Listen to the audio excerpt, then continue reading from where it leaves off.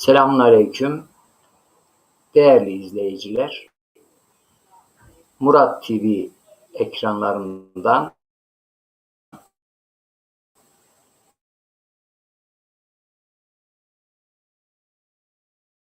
Fikir Dünyamız programında bugün yeni bir programla Kur'an'da mutrefun kavramı çerçevesinde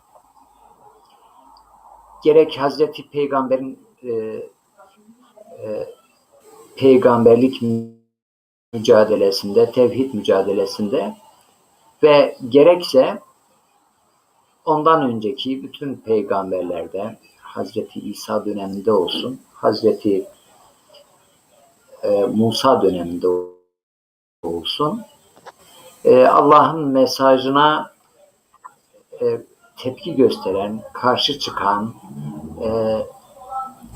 peygamberlerin karşısında güç gösterisi ve şımarıklık yapanlar, bunları ifade eden bir kavram var.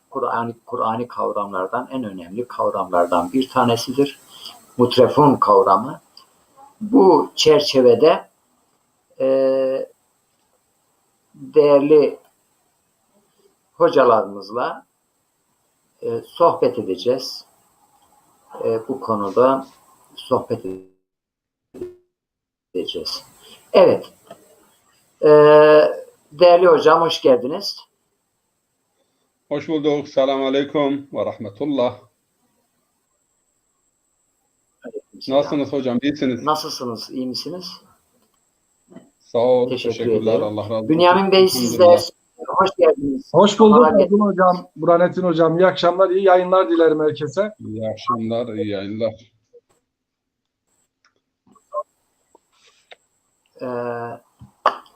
Bu koronalı, yasaklı günlerde böyle ev hapsi gibi bir hayatımız oluşuyor. Zaman zaman hafta sonları. Tabii bu da bir imkandır. Yani imkansızlıklar içinde yeni imkanlar. Mesela kendimizi biraz daha okumaya veriyoruz. Biraz daha düşünmeye veriyoruz.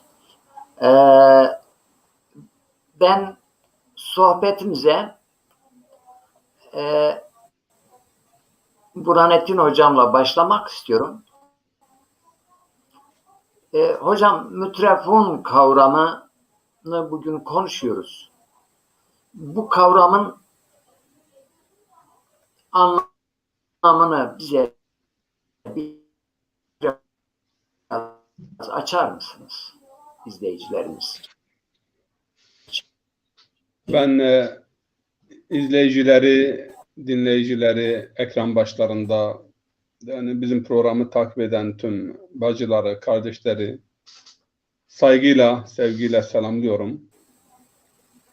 Tüm izleyiciler için sağlık, sıhhat ve selamet Yüce Mevla'dan temennimizdir. Bilhassa bu hastalıklı günlerde, yani cihan şumul musibet günlerinde tabii ki herkes için sıhhat ve selamet Yüce Mevla'dan diliyoruz. Hastalar için de şafi sıfatıyla, ismiyle yani şifa talebinde bulunuyoruz.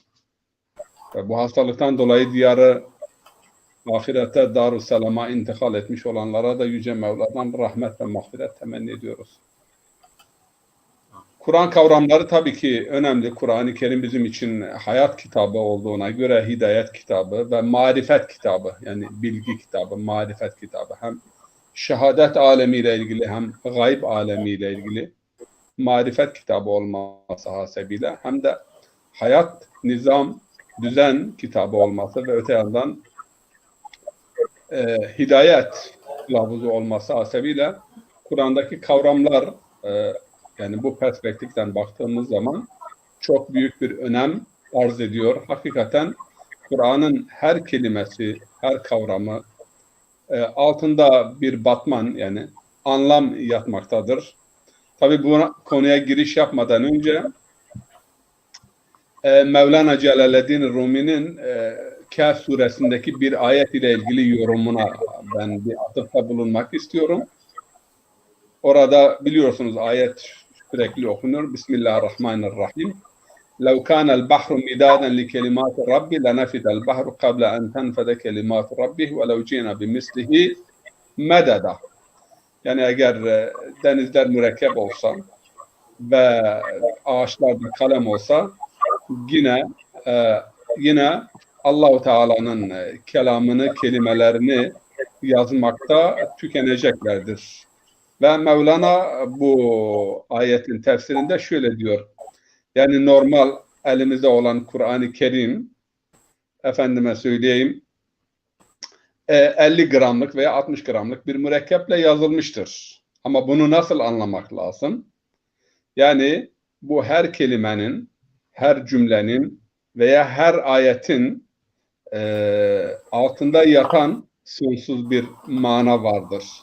Ve o manalar hakikaten kelimelerle ifade edilmeyecek ve kelimelerin tükendiği, okyanuslar mürekkep olsa dahi yine tükeneceği bir anlam ve mana yükü vardır. Bu Kur'an-ı Kerim'in lafız ve cümlelerinin üstünde veya içinde. Öte yandan tabii ki dediğimiz gibi yani mana çok geniş, çok büyük ve Kur'an-ı Kerim'de kul ifadeleri var. Yani kul, söyle. Ona da şöyle bir güzel yaklaşım sergilenmektedir.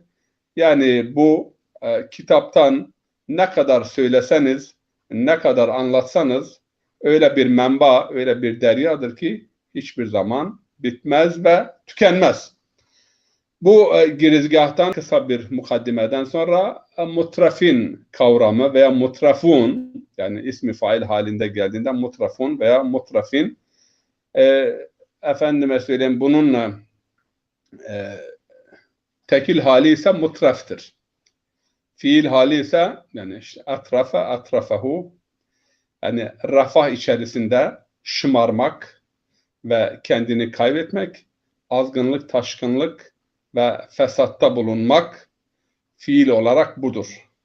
Mutraf tekil olarak veya mutrafun veya mutrafin çoğul olarak yani bolluk, zenginlik içerisinde sefahate dalmak veya sahip olduğu güç ve kuvveti sorumsuzca kullanmak, hiçbir kayıt ve hiçbir kural tanımamak. Bu açıdan güçlerini, iktidarlarını sorumsuzca kullanan ve hiçbir kayıt ve kurala dikkat etmeyen, yani mutlakiyet esasıyla hareket eden diktatörler de mutraf veya mutrafin grubunda değerlendirilmekteler.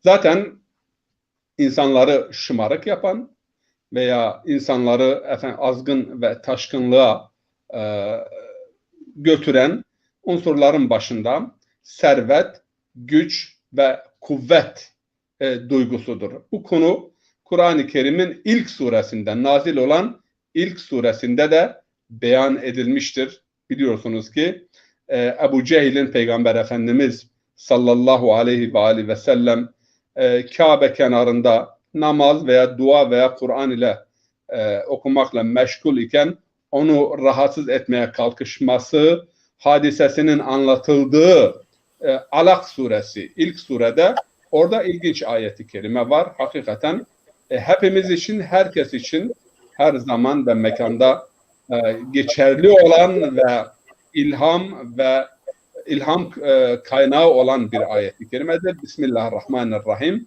İnnel insane leyetgâ en ra'ahu stagna. Yani insan kendisini güçlü hissettiği zaman, bu parasal olsun veya siyasal olsun, hatta bazen ilmi olsun, çünkü bunun da örnekleri vardır, isyana, azgınlığa ve tuğyan etmeye başlar. Yani sınırını aşmaya başlar. Kur'an-ı Kerim'in yani insan ile ilgili, insanın özellikleri ile ilgili yaklaşımlarından önemli bir yaklaşım.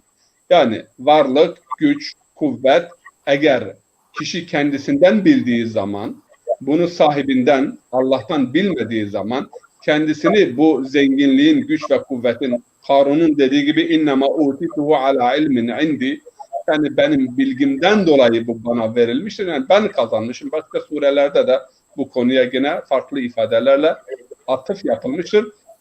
İşte bu mal, güç ve kuvvet insanı azgınlaştırır ve taşkın hale getirir. İnsan mutraf olur. Mutraf olduğu zaman ne olur?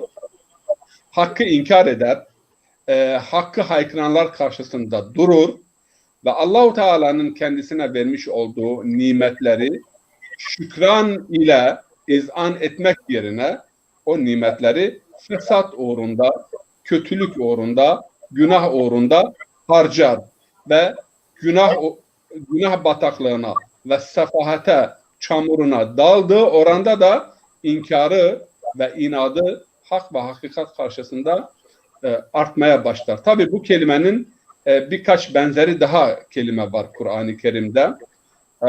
Batar var, zaten de geçmiş biliyorsun, batırıya diyoruz biz. Yani zenginlik ve güçten dolayı haddini aşmak ve başkalarına karşı çalım satmak, gösterişte bulunmak ve tepeden bakmak. Batar kelimesi var, merah kelimesi var veya eşir, bunun en ileri aşaması. Yani şımarıklıkla birlikte başkalarına çalım satmak ve başkalarına tepeden bakmakla birlikte zulümde ileri gitme kavramı. Bunun için mesela İmam Hüseyin Aleyhisselam Medine'den Mekke'ye hareket ettiği zaman ilk kullandığı cümle şu cümle olmuş ve bu cümlede 3 kavramı da kullanıyor. Lem ahruc. Vallahi lem ahruc eşiren ve la batiran. Tamam mı? Ben ne yani azgınlık yapmak, ne taşkınlık yapmak, ne hakkı ve adaleti ayaklar altına almak için kıyam etmiş değilim. Ben Ceddin Resulullah'ın dinini ıslah etmek ve emri bil maruf ve nahy anil münker görevlerini yerine getirmek için hareket etmişimdir. Orada imam bu iki Kur'an'ı kavramı kullanıyor. Batır ve eşir. Yani mutrafin kısacası zenginliğin, bolluğun, refahın verdiği sersemlikten dolayı veya şımarıklıktan dolayı haddi aşmak, adaleti ayaklar altına almak, hak ve adalet mücadeleleri karşısında cephe almak. Ve cephe alan kimseler mutrafin olarak değerlendiriliyorlar. Bunların yüzünden yeryüzünde beldelerin yok edildiği ve bütün peygamberlere karşı da bu insanların, bu taifenin cephe aldığı Kur'an-ı Kerim'de 7-8 ayet-i kerimede ifade edilmiştir. Evet. Hocam teşekkür ediyorum. Böyle bir konu hakkında bu mütrefin veya mütrefun kavramının içeriğiyle ilgili biraz böyle bizi aydınlattınız. Teşekkür ederiz. Müsaadenizle Bünyamin Bey'e bir sorum var. Akabinde ben size tekrar döneceğim. Ama Bünyamin Bey'e soruyu sormadan önce bir bizi izleyen değerli izleyicilerimize şöyle bir selamlarını alalım. Efendim Selim Cantasim kardeşimiz, İlhami Çağrıtekin kardeşimiz, Vedat Karabulut, Halis Tunç, Süleyman Ertuğrul, Murat Nazlı, Recai Albay Bey ve diğer kardeşlerimizin hepsi bizlere hayırlı akşamlar diliyorlar, selam veriyorlar ve aleykümselam diyoruz. Hoş geldiniz, safalar getirdiniz diyoruz. Bünyamin Bey, şimdi ben böyle biraz daha, kusura kalmayın, ben böyle ortaokul, lise öğrencilerine böyle çokça ders verdiğim için konuyu biraz basite indirmeyi seviyorum. Yani biraz daha açmak istiyorum. Şimdi şöyle Hazreti Peygamber'in hayatını okuduğumuzda, daha geniş çerçevede İslam tarihini Hazreti Adem'den günümüze kadar incelediğimizde Allah'ın peygamberinin ilahi davetine karşı çıkanların bugün bazılarının iddia ettiğinin tersine fakirler değil zenginler olduğunu görüyoruz.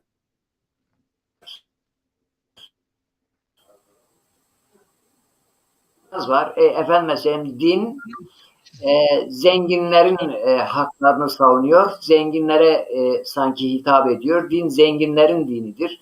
Zenginleri koruyor, güçlüleri koruyor şeklinde böyle iddialar böyle dolaşıyor. Ama işin aslına indiğimizde bakıyoruz Hazreti Musa'ya bakıyoruz, Hazreti İsa'ya bakıyoruz, Hazreti Peygamber sallallahu aleyhi ve selleme bakıyoruz ve diğerlerine bakıyoruz. Hepsinde güç sahipleri, zenginler, bugün böyle biraz daha avami bir halk ifadesiyle şımarık olanlar, yani dünya zevklerini ellerine alıp da bundan dolayı şımaranlar. Bizim Bingöl'de kendini bir şey sananlar diyorlar ya. Güzel, güzel. Şımarık kodamanlar diyelim. Şımarık kodamanlar. Evet. Onun Bunlar zazacası neydi Abdullah Hocam? Zazacası. Bu kendini beğenenlere bir şey diyorlardı zazaca. şimdi Hurra diyor. hırı diyeyiş. Hurra diyeyiş kendini beğenmek. Hurra diye kendini beğenenler. Hırı diyeyi. Şimdi bu çerçevede ki bu kavram kendini bir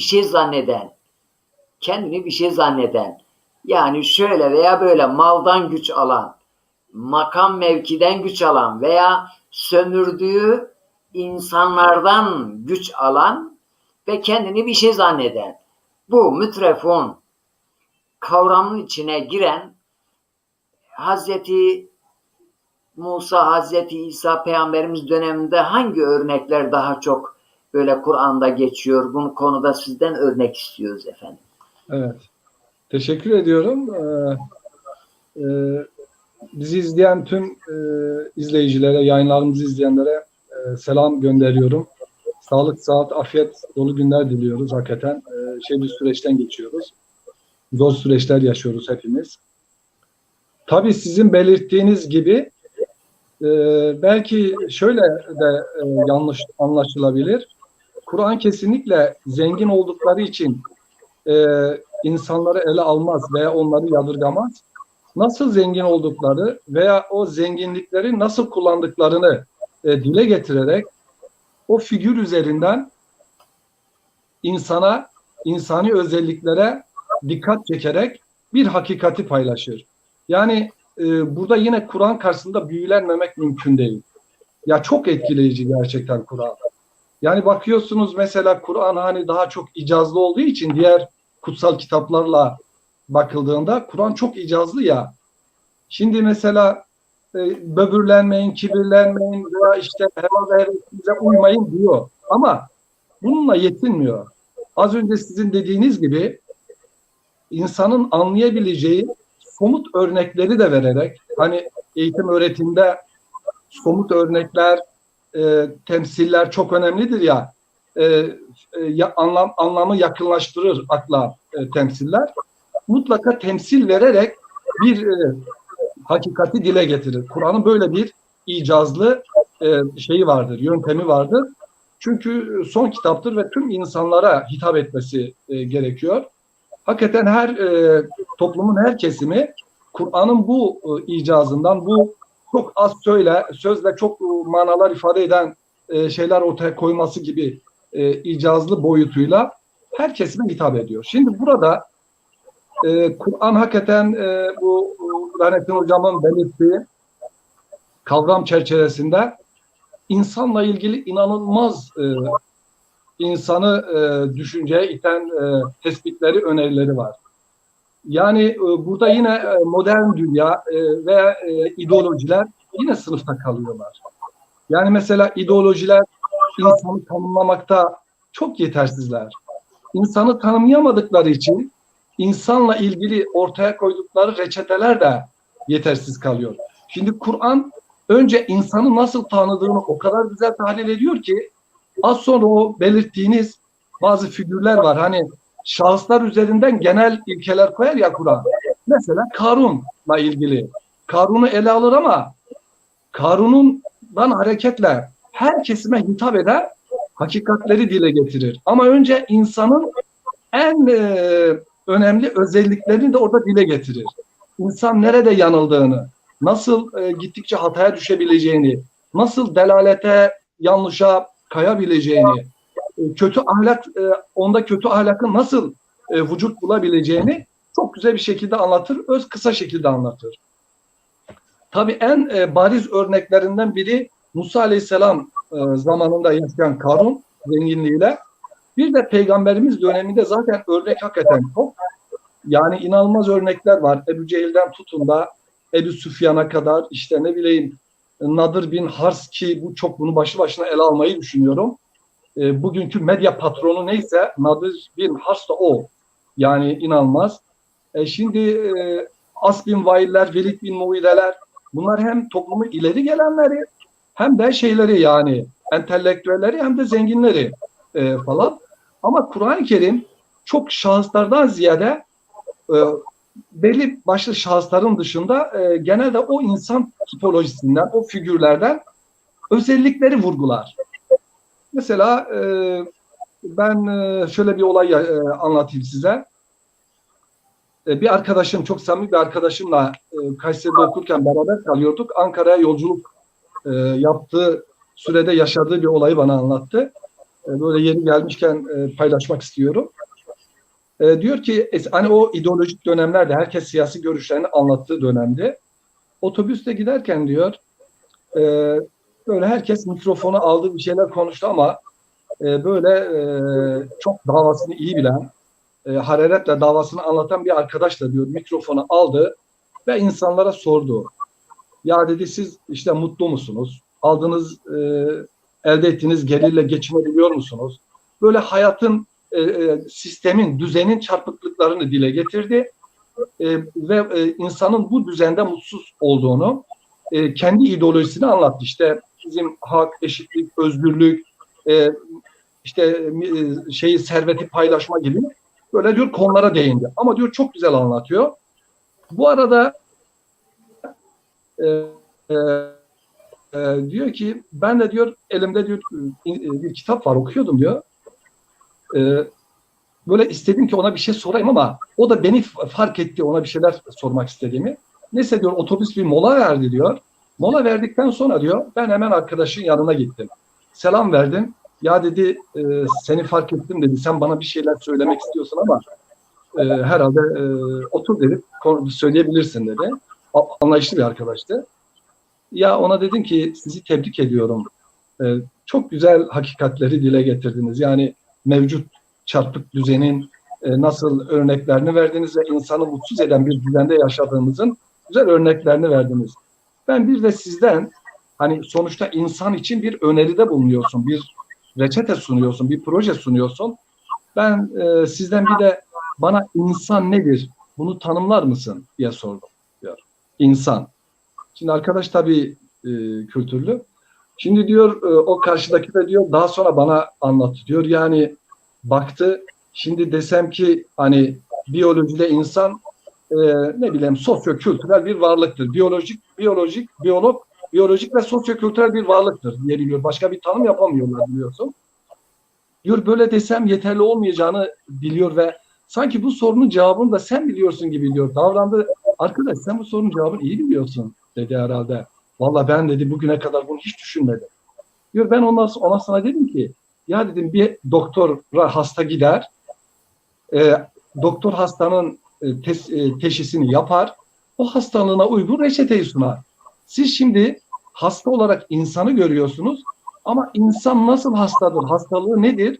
Bununla ilgili hiçbir tanınız yok ama bu insana önerilerde bulunuyorsunuz, reçeteler sunuyorsunuz. Bu da şifa getirmez yani dedim. Adam diyor durdu yani. Ya dedi beni sen dedi çok mahvettin dedi ya. Vallahi seni bırakmam dedi. Bana insan nedir anlatır mısın? Ondan sonra diyor Kur'an'dan insanla ilgili şeyleri anlatmaya başladım. Şimdi Kur'an böyle somut örnekler üzerinden önce insanı tahlil eder. Yani direkt mesela öneride bulunmaz hemen. Nasıl tahlil eder? Mesela Karun hepimiz biliyoruz. Musa Aleyhisselam döneminde yaşamış zengin, şımarık biri. Az önce Burhanettin hocamın da Nusret'in kavramından hareketle dile getirdiği özellikleri taşıyan biri.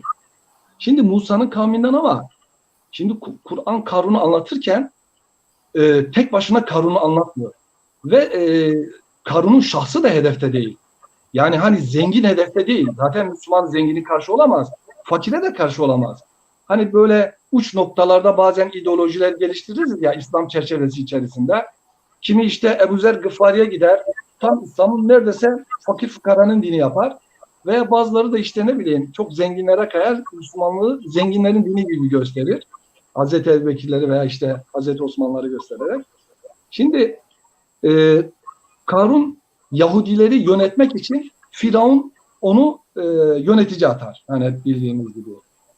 Yanılırsam düzeltin. Böyle genel hatlarıyla söylüyorum. Şimdi Yahudileri yönetir ama şimdi bir yandan da şeyi vardır yani çok şey etmek istiyor. E, üst gelmek istiyor. Üste gelmek istiyor. Çok üstün olmak istiyor. Şimdi Kur'an bunu anlatırken şöyle bir Kur'an'dan pasaj okusam olur mu? Kur'an'daki o pasajları. Kasas suresi 76, onları hemen çok çarpıcı olduğu için okuyalım, ondan sonra değerlendirelim.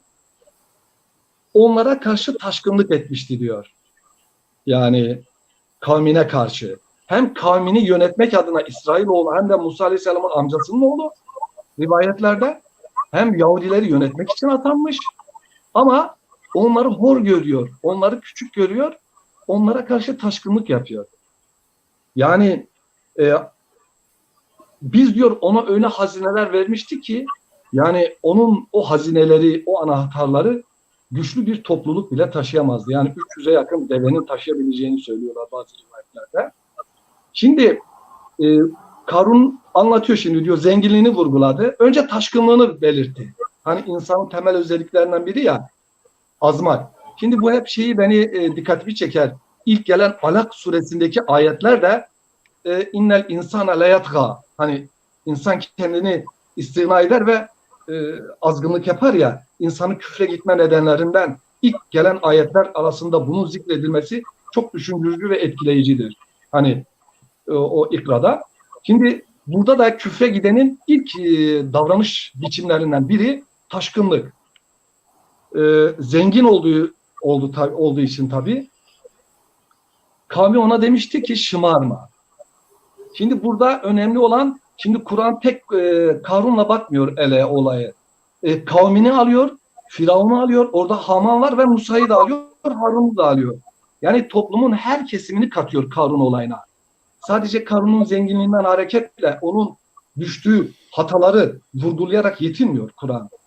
Mesela diyor ki, kavmi ona diyor dedi ki şımarma.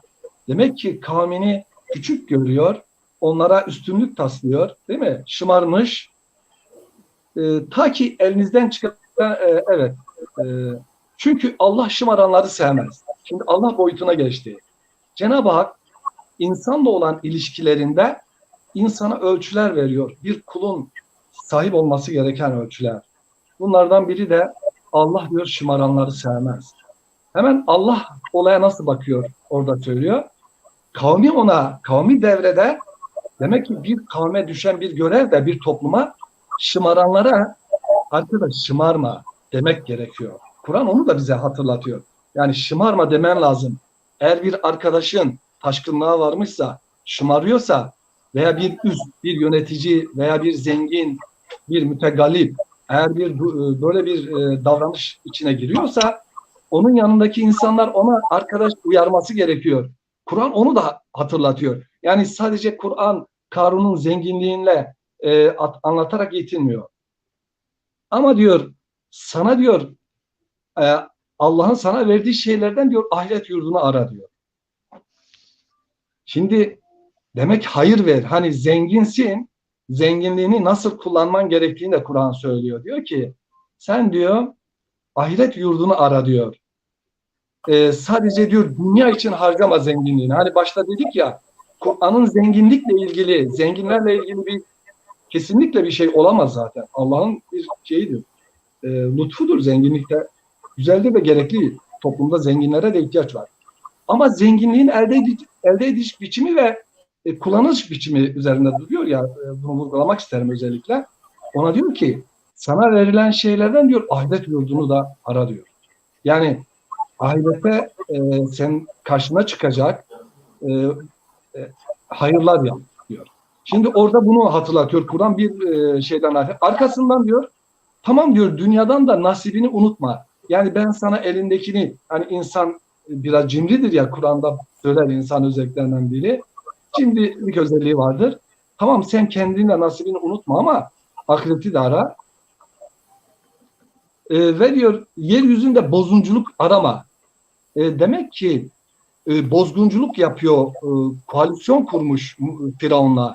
Çünkü Firavunlar genelde Karun gibi adamlar üzerinden otoritelerini devam ettirmeyi denerler. Veya Harun gibi kendi yaptıkları işleri meşrulaştırmak için hahamları veya din görevlerini kullanırlar yani. Bu Firavun boyutu her zaman olur yani. Firavun olmaz başka biri olur. Yönetici, otorite, güç sahipleri. Çünkü yine Allah bozguncuları sevmez. Hem yukarıda dedi sevmez hem aşağıda da diyor sevmez. Kur'an çok özet geçiyor. Karın bunlar bana bendeki bir ilimden dolayı verilmiş. Şimdi bugün modern insanın da ve genelde insanların en çok düştükleri zaaflardan biridir. Aslında Karun'la anlatılan insanın hırsı, tamahı, güç ve servet hırsı, ihtirası, açgözlülüğü, debdebesi, böbürlenmesi, kibir, şaşağa, gösteriş. Yani insani tüm istenmeyen, güzel olmayan ahlakların bir belirtisidir Karun üzerinden anlatılan biz insanlara. Dolayısıyla Allah orada da devreye hemen bir ayetini söyler, emrini söyler. Der ki Allah bozguncuları sevmez. Sen Firavun'la iş tutuyorsun. Firavun'un zulmüne hoş bakıyorsun ve İsrailoğullarının başına neler geliyor. Orada o toplumda o örnektir ama bu tarihe bakıldığında her devirde bu tür karuncuklar, küçük karuncuklar olabilir. Zalim yöneticilerle veya iktidarla iş tutarak halkın daha çok baskı görmesine neden olabilirler. Ben son ayeti şey diyeceğim Abdullah Hocam. Karun hani diyor utitu ala ilmi indi diyor ya ben diyor kendi ilmimle kazandım. Şimdi burada bu zaafa tüm insanlar özellikle bizim çağımızın insanı düşüyor. Neden? Ben diyor okudum, çabaladım diyor, çalıştım diyor, belli bir ilim düzeyine çıktım ve ben bu ilmimle kazandım. Yani Karun üzerinden insanın düşebileceği en büyük tehlikeli vartalardan birine Kur'an işaret ediyor. Sakın diyor ha size verilen donanımdan dolayı değildir yalnız başına. Ben donanımı değerli bulurum. Donanımınız çok önemlidir ilminiz, çalışmanız. Ama bunu unutmayın ki şimdi Kur'an tevhid konusunda Kur'an dili çok hassastır. Mesela hep dikkatimi çeker. Peygamberimize diyor ki bizim sayemizde diyor sen etrafındakilere şefkatle davrandın. Normalde şefkat Resulullah'ın gösterdiği bir şefkattır, fıtridir. Ama onda bile Allah diyor benim sayemde. Veya diyor ki ben dilemeseydim böyle olmazdı. Yani işte atan siz değildiniz. Hani Bedir'de bir şeyi aldı toprağa Resulullah bütün müşriklerin gözüne fırlattı Kureyşlerin. Atan sen değildin bizdik. Tevhid konusunda hassasiyet her yerde göze çarpar. Burada da utitu ala ilmi tam tevhide aykırı bencilliği, narsizmi, gücü, kendindeki ilmi çok önemseyen ve ilmiyle her şeyi yapabileceğini düşünen bir adamın profili üzerinden aman aman diyor. Ben Karun'u size bunun için örnek veriyorum. Sakın siz de bu hataya düşmeyin. Siz ne yaparsanız yapınız, ilminiz belli bir yere kadardır. Nitekim Karun en son ne oluyor? Servetiyle beraber, her şeyle beraber yok oluyor. Cenab-ı Hak diyor ki bak senin ilmin, gücün, servetin seni kurtaramıyor. Bir tsunami gelir götürür, bir deprem gelir vurur yıkar. Küçücük bir mikroba ne Almanya ne Amerika çözüm bulamıyor. Ya bu küçücük bir koronavirüs mikrobudur. Bulamıyor. Demek ki ilminizi yapın ama ilminize yalnız başına güvenmeyin.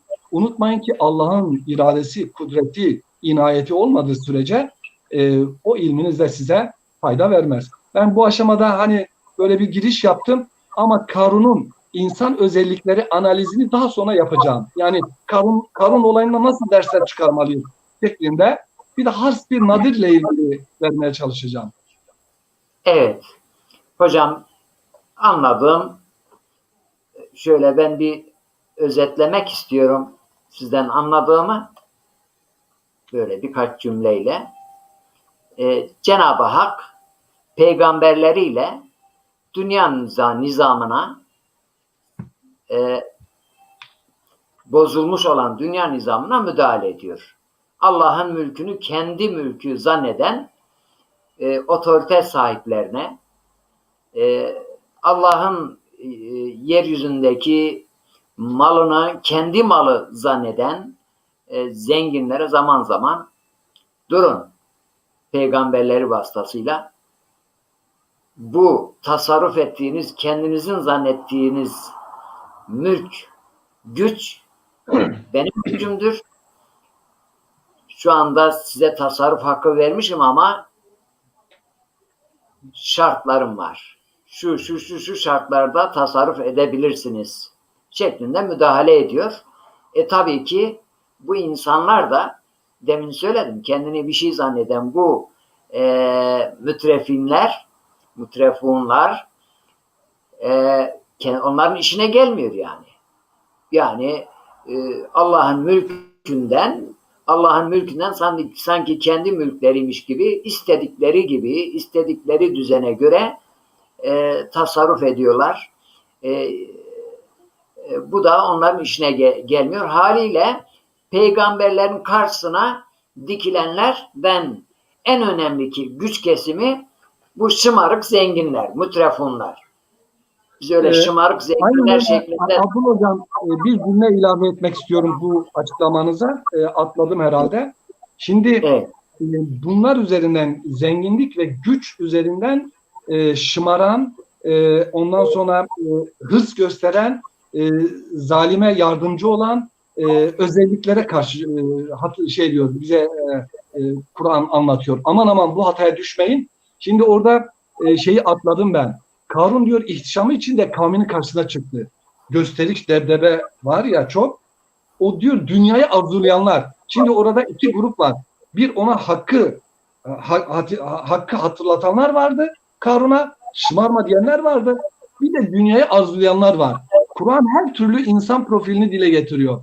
Diyor ki o dünyayı arzulayanlar diyor keşke diyor Karun'a verilen bize de verilseydi. Tabii sonra Karun batınca Kur'an'ın o son o ilim ehli insanların sözü çok önemli. Orada diyor ki ilim ehli biz diyor size demedik mi diyor. Salih amel işleyen diyor. Allah katında daha büyük mükafatı vardır. Dünyanın geçici gücüne heveslenmeyin, geçici servetine heveslenmeyin diyor. Bundan dolayı diyor şımarmayın, yoldan çıkmayın diyor. Asıl diyor karşılığını göreceğiniz siz eğer erdemli, düzgün, güzel, iyi bir Müslüman, iyi bir mümin olursanız Cenab-ı Hak size bir kainat kadar geniş cennetler bahşedecek. Kur'an böyle bitiriyor. Yani hem şımaranları, hem özenenleri, hem Firavun'u, hem Karun'u, hem Musa'nın peygamberin duruşunu hepsini o Karun üzerinden her kesime hitap eden özelliklerle tamamlıyor Kur'an. Eyvallah. Burhanettin Hocam, teknik bir şey sorayım. Bu konuda açıklama isteyeyim. Bu mütrefun kavramı dışında Kur'an'da bu manaya gelen veya mütrefun kavramını destekleyen başka kavramlar var mı? Ya 5-6 tane kavram daha var. Bu kavramlara ben başlamadan önce yine Bünyamin Hoca'nın yaptığı izahata bir tekme olarak bir noktaya işaret etmek istiyorum. O da şudur. Kişinin kendisini kendi kendine yeterli olduğu duygusuna kapılması aslında şirkin ve ilhadın başlangıcını teşkil ediyor. Yani ben kendime yeterliyim. Zenginlik benden, güç, kuvvet ve benden, böyle bir duyguya kapılmak ve böyle bir zahaba kapılmak, yani ilhat veya şirkin başlangıcını teşkil ediyor. Bunun içindir ki Allah-u Teala Kur'an-ı Kerim'de birkaç yerde diyor ki ve entumul fukara'u ilallah vallahu huvel ganiyyul hamid in yeşe yusibkum ve ya'ti bi halqin cedid ve ma zalike alallahi bi aziz. Yani ey insanlar, ayetin başında kul ya eyyuhen nas, ey insanlar, siz Rabbe karşı, Allah'a karşı hani fakirsiniz, bir şeyiniz yoktur, kendinizden bunu bilmeyin ve güç ve kuvvet sahibi olan, zenginlik sahibi olan, övgüye değer olan O'dur. İsterse sizi götürür, yani şımarmayın, başka bir kavmi, başka bir halkı, mahlukatı getirir ve bu Allah için zor değildir. Ve bunun içindir ki Peygamber Efendimizin bir hadisi var. Bazıları belki bunu yanlış anlamışlar. Belki sofik veya tasavvuf çevrelerinde Peygamber Efendimizin el fakru fakhri, yani fakirlik benim iftiharımdır ifadesi Rabbe karşı peygamberin kendisini fakir hissetmesidir. Yani bütün güç, kuvvet veya zenginliği Rab'den, her şeyi Rab'den bilmesidir ve el fakru fakhri, yani fakirlik benim iftiharımdır. Bunu bu şekilde anlamak lazım. Yani entumul fukara'u ilallah, Allah'a karşı sizler fakirsiniz ve peygamber de hadisiyle bu ayeti bize bir parça izah ediyor. O melek kavramı vardır.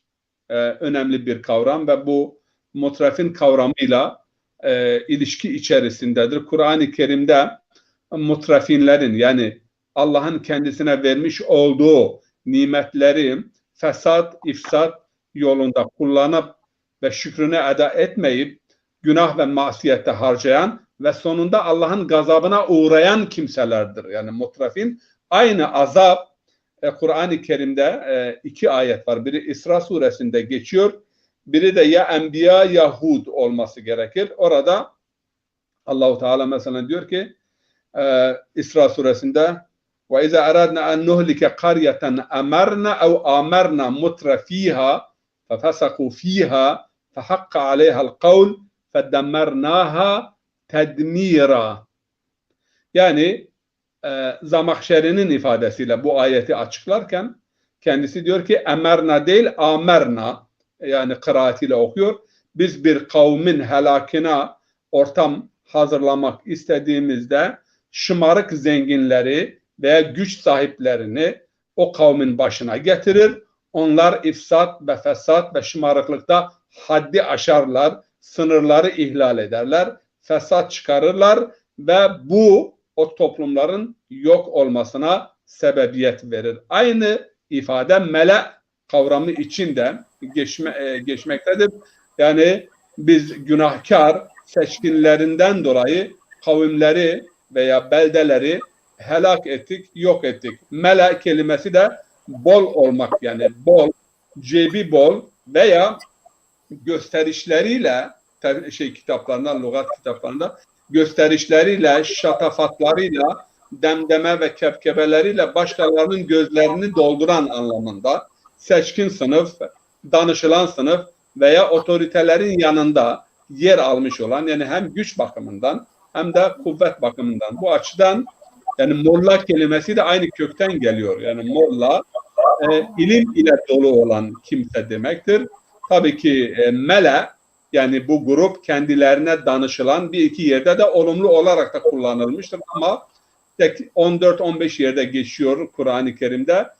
Çoğu olumsuz, çünkü Firavun'un kıssası bahsedilirken onun etrafındaki menfaat çeteleri veya efendim güç ve servet şebekeleri o batıl otoriteyle kendi menfaatlerini teminat altına alan şebekeden bahsediliyor ve bunlar sürekli olarak hakikat karşısında durmuş ve zulmün yanında yer almışlar. Melek kelimesi.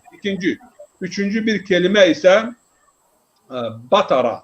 Yani Ali İmran En'am suresinde bahsediliyor. Bedir Savaşı'nda anlatılırken yani azıtarak veya şımararak ve gösterişte bulunarak Mekke halkının, yani o peygambere karşı çıkışı anlatılırken orada batire kelimesi, hani zenginliğin ve varlığın vermiş olduğu azgınlık ve taşkınlık ruhuyla peygambere karşı evlerinden çıkıp Bedir'e doğru hareket ettiler. Veya eşire kelimesi var, ekabir kelimesi var, otul kelimesi var. Aşağı yukarı bunlar yani bu kavram ile anlam açısından ve yüklenmiş olduğu mana ve mefhum açısından aralarında derin bir irtibat ve yakınlık vardır. Yani mele ve mutrafin. Hocam müsaadenizle burada yeri gelmişken ben araya gireyim. Şimdi 2 tane soru var. Birisi molla kavramının da mele kavramıyla bir alakası var mı? Molla bizde zazalar malla diyorlar. Şeyler kurmancılar melle diyorlar. Türkler molla diyorlar. Mesela bu kavramların, bu molla kavramının hatta bu eski Osmanlıca'da monla diye yazıldığını da ben çok rastlamışım. Monla diye yazıldığını rastlamış. Bunların melek kavramıyla alakası var mı? Bir. İkincisi de Ahmet Barıştıran kardeşimiz soruyor. Bu çokça sorulan yani Ahmet Bey kardeşimiz dışında da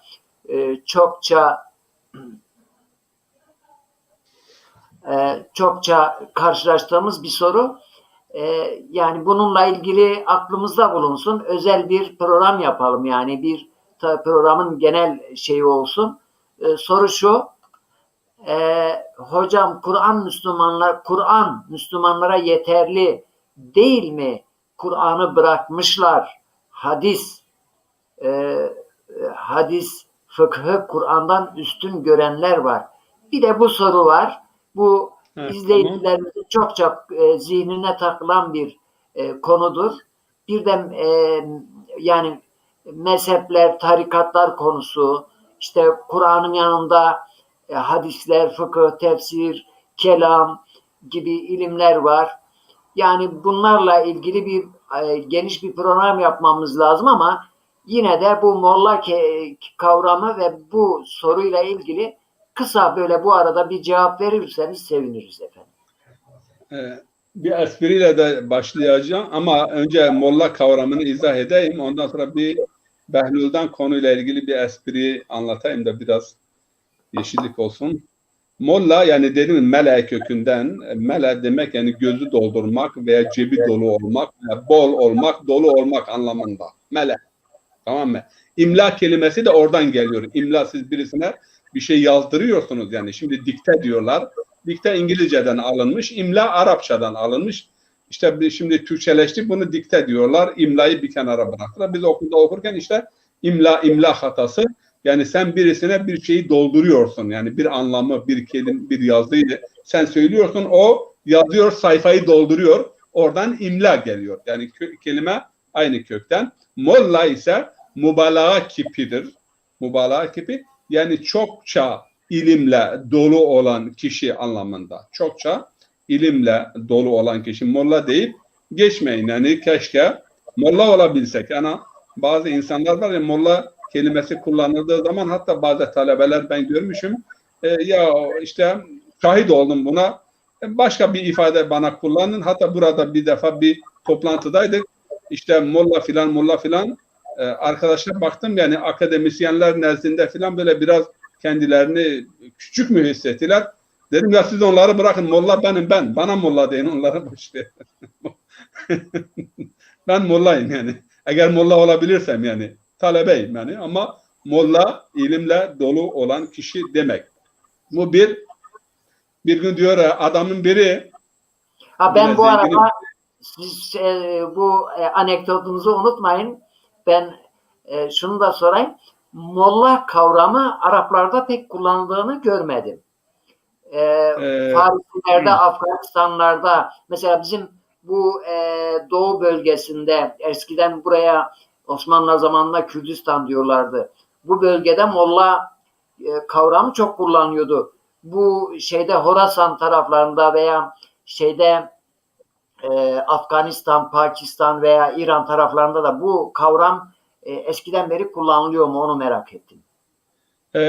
Araplarda daha fazla alim ve bugün mesela daha fazla şeyh kelimesi kullanıyorlar. Tabii ki bizim yörede şeyh kelimesi daha fazla evladı Resul'dan olan insanlar için şeyh kelimesi kullanılıyor. Ama Farslarla Kürtler, Zazalar, Afganlar arasında Afganların bir kısmı yani deri olanlar bunlar Farisi'nin başka bir versiyonunu konuşurlar. Bunlarda molla kelimesi kullanılır veya ahund kelimesi kullanılır ama Pakistan'da Hint Yarımadası'nda ise din alimi için Mevlana kelimesi kullanılır. Hani Mevlana Celaleddin Rumi diyoruz yani büyüğümüz, alimimiz anlamında, büyüğümüz anlamında. Hatta Hindistan taraflarında da Mevlana çok kullanıyor değil mi? Evet. Hindistan'da, Pakistan'da yani Hint Yarımadası'nda ve Afganistan'da oralarda molla kelimesi kullanılır. Hoca kelimesi aslında hacedir. Kelimenin aslı Farsça. O da hacenin anlamı da yani erdem ve faziletli olan bilgin anlamında. Hace Türkçe'ye hoca olarak geçmiştir.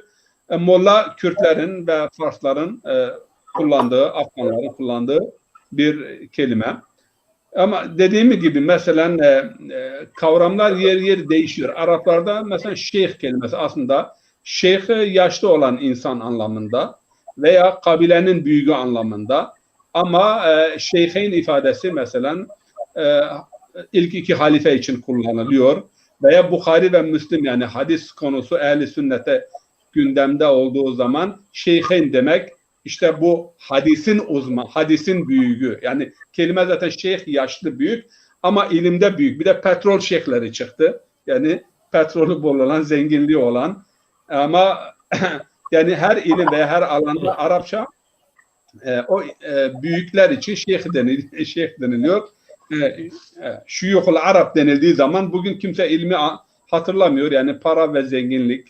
Yani kelime bazen zaman süreci içerisinde kendi asıl anlam yükünden ve bağlamından tutuyor yani bu da var.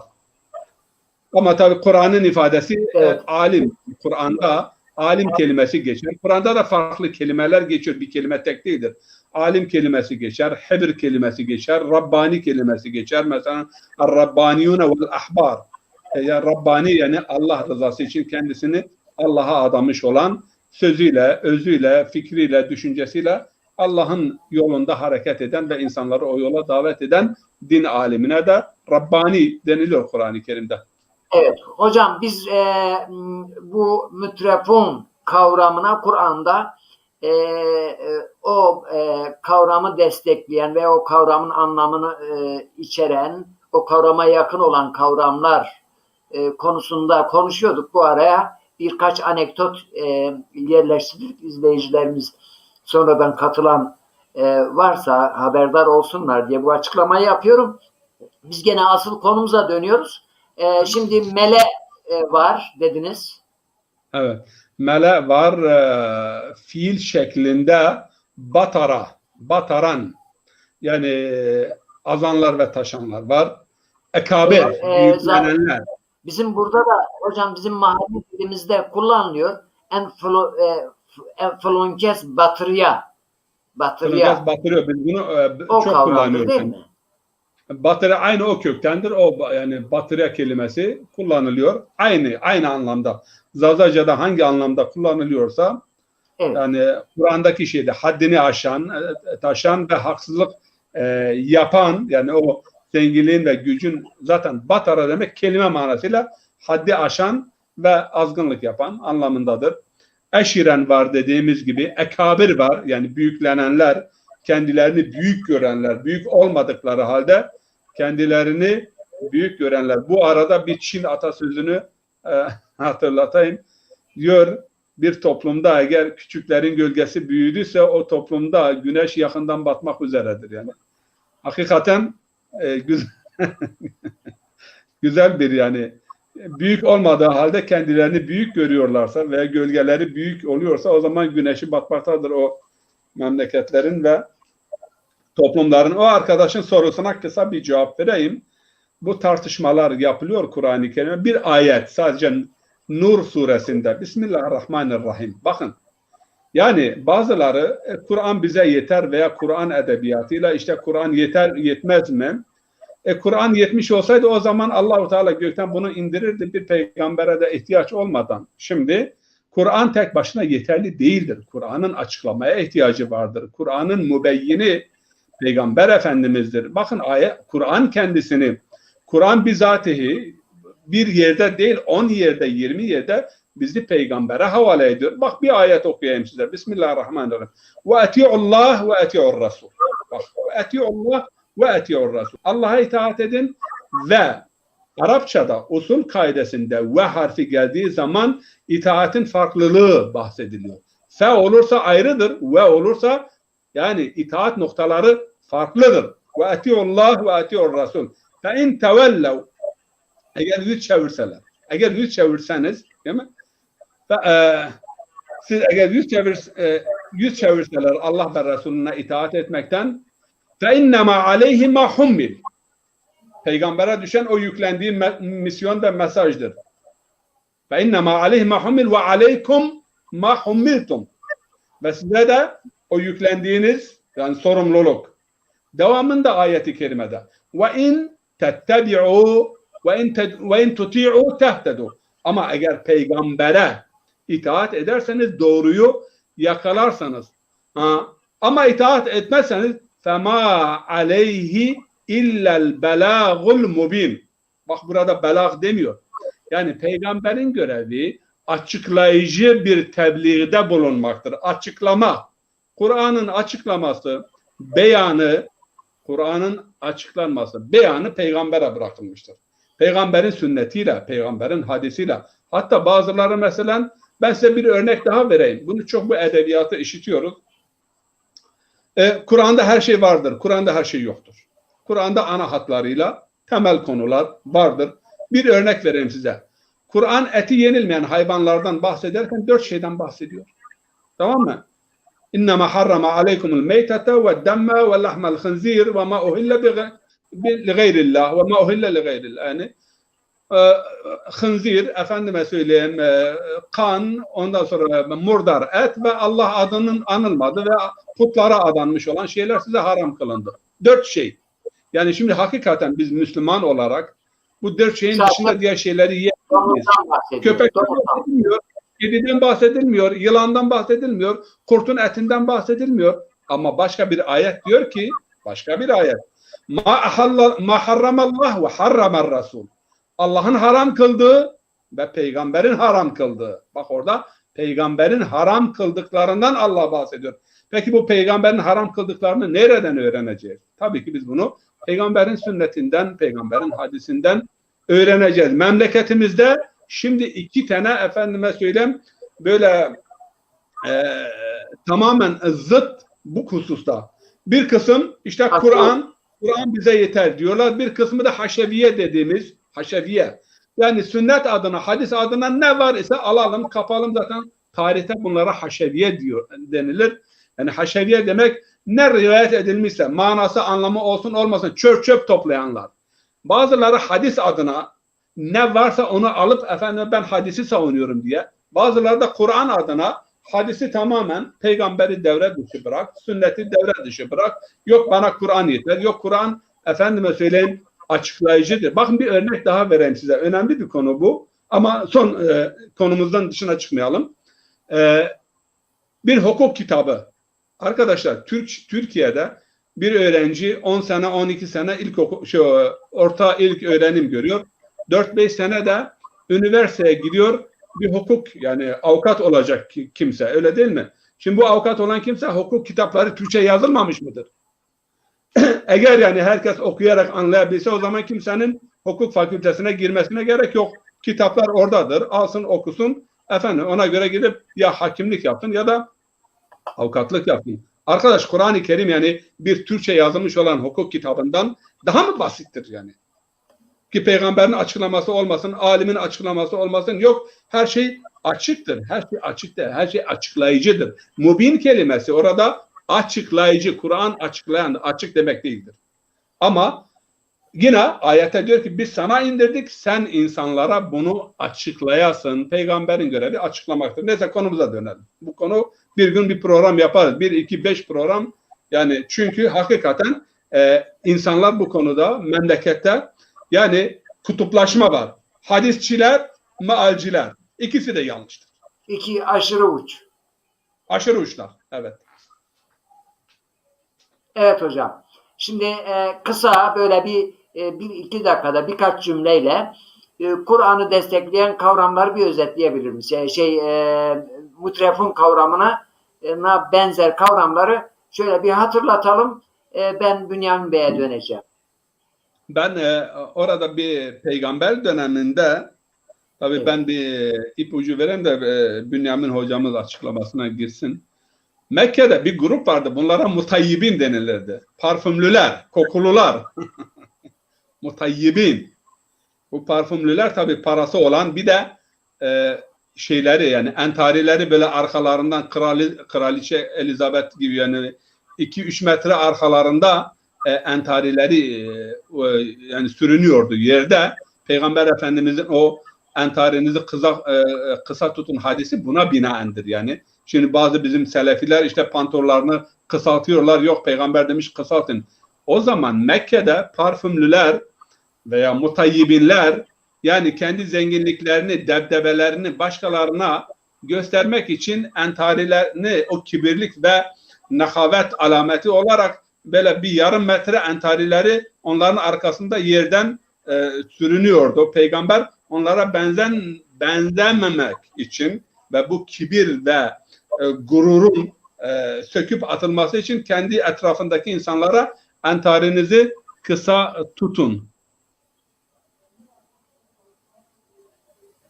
Evet, bir soru var ama bu konuya da girersek konumuz tam dağılır. Başka bir gün inşallah bu soruya da. Kur'an'ın üstünde bir şey yoktur. Hiçbir şey. Kim eğer böyle bir yaklaşım sergiliyorsa yanlıştır, hatadır. Kur'an'dır, hadisin yeri ayrı, Kur'an'ın yeri ayrı, alimlerin beyanları, ifadeleri ve bu arada Risale-i Nur'un da yeri ayrıdır. Risale-i Nur'u yani Kur'an'dan üstün tutan insanın olduğuna ben tahmin etmiyorum. Evet. Ama yok, böyle iddia eden varsa bu yanlıştır yani eğer böyle bir iddia ediyorsa yanlıştır. Talebelerini de bağlamaz yani. Evet. Ben Risale-i Nur'u okumuş ve tercüme etmiş birisiyim. Öyle bir yani işaretül icazı da Farsça'ya tercüme ettim. Ama öyle bir düşünce ve yaklaşım var ise bu yanlıştır. Hazreti İsa'nın karşısında da yer alanlar yine yani para ve zenginlik şebekesi. Biliyorsun Hazreti İsa'nın en önemli girişimlerinden birisi Kudüs'e gittiği zaman zaten Kudüs'e 2 veya 3 defa gitmiştir. Orada mabedin önündeki efendime söyleyeyim o zenginlerin orada sarrafçılık yapıyorlardı, para değiştiriyorlardı, altın, gümüş ama mabedin önünde. Mabed de buradan pay alıyordu yani din ile servetin, din ile paranın iç içe girdiği bir durumdan dolayı rahatsız oldu Hazreti İsa ve oradaki tezgahları hepsini ayak vurarak devirdi. Yani Peygamber Efendimizin putları kırması gibi yani Kudüs'te de o gün put hükmünde olan ve bir şirk dini haline gelen servet ile diyanetin iç içe girdiği bir durumda o tezgahları ve tezgahdarları orada tartaklayıp tezgahlarını tekmeleyerek mabedin dışarısına atması tabii ki Yahudi din adamlarını rahatsız etti. Yani sarraflarla Yahudiler iç içe girmişlerdi. Bu konu Kur'an-ı Kerim'de de farklı ifadelerde, ayetlerde dolaylı olarak anlatılıyor. Sadece bir noktada bazen din adına da itiraf söz konusu olabilir.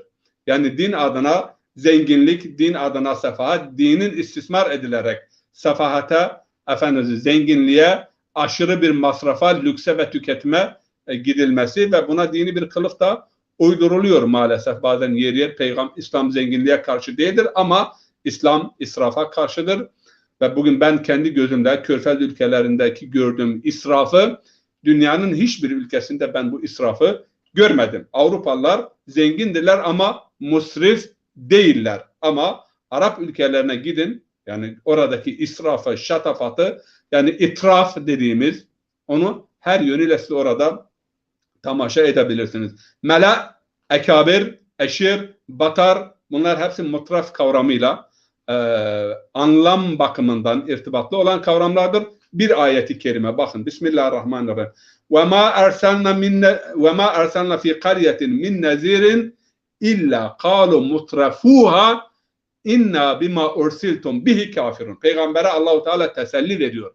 Yani Mekke'nin mutriflerine karşı peygamber bazen yani ye'se ve ümitsizliğe düşür. Bunlar ıslah olmazlar, imana gelmezler. Allahu Teala peygambere teselli babından da diyor ki, yani senden önce de hiçbir kavme bir peygamber, bir uyarıcı göndermedi ki oranın şımarık güç sahipleri veya zenginleri o peygambere hitaben şu cümleyi kullanmış olmasınlar. Biz senin getirdiğin mesajı kabul etmiyoruz.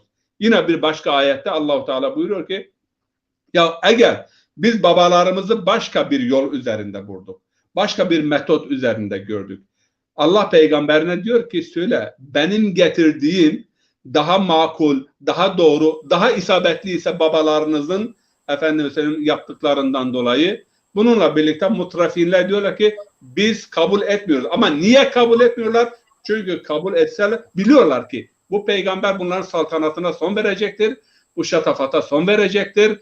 Bu istisada son verecektir.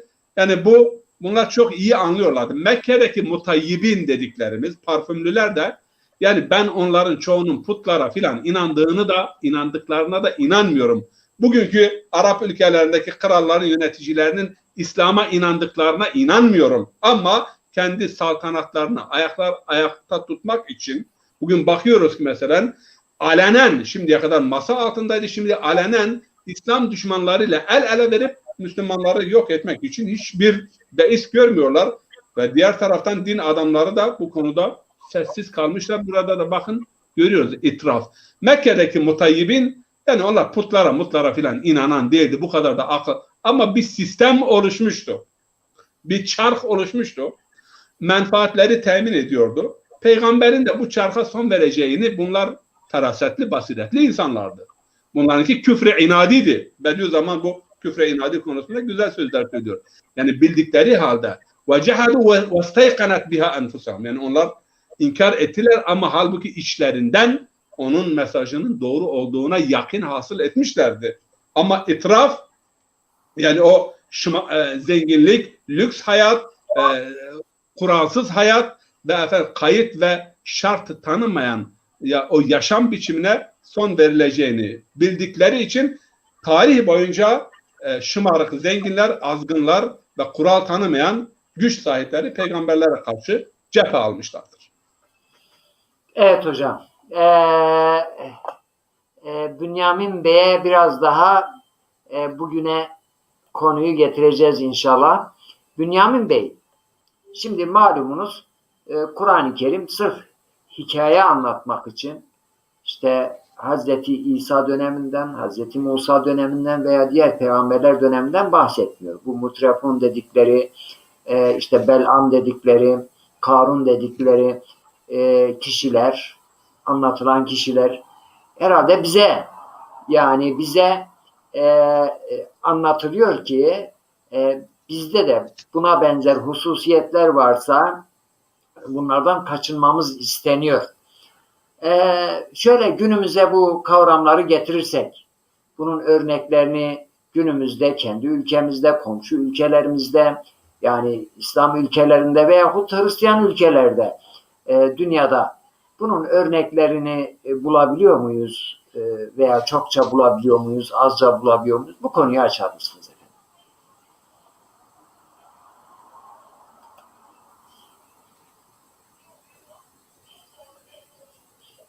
Mikrofonunuz kapalı hocam. Bünyamin hocam mikrofonunuz kapalı.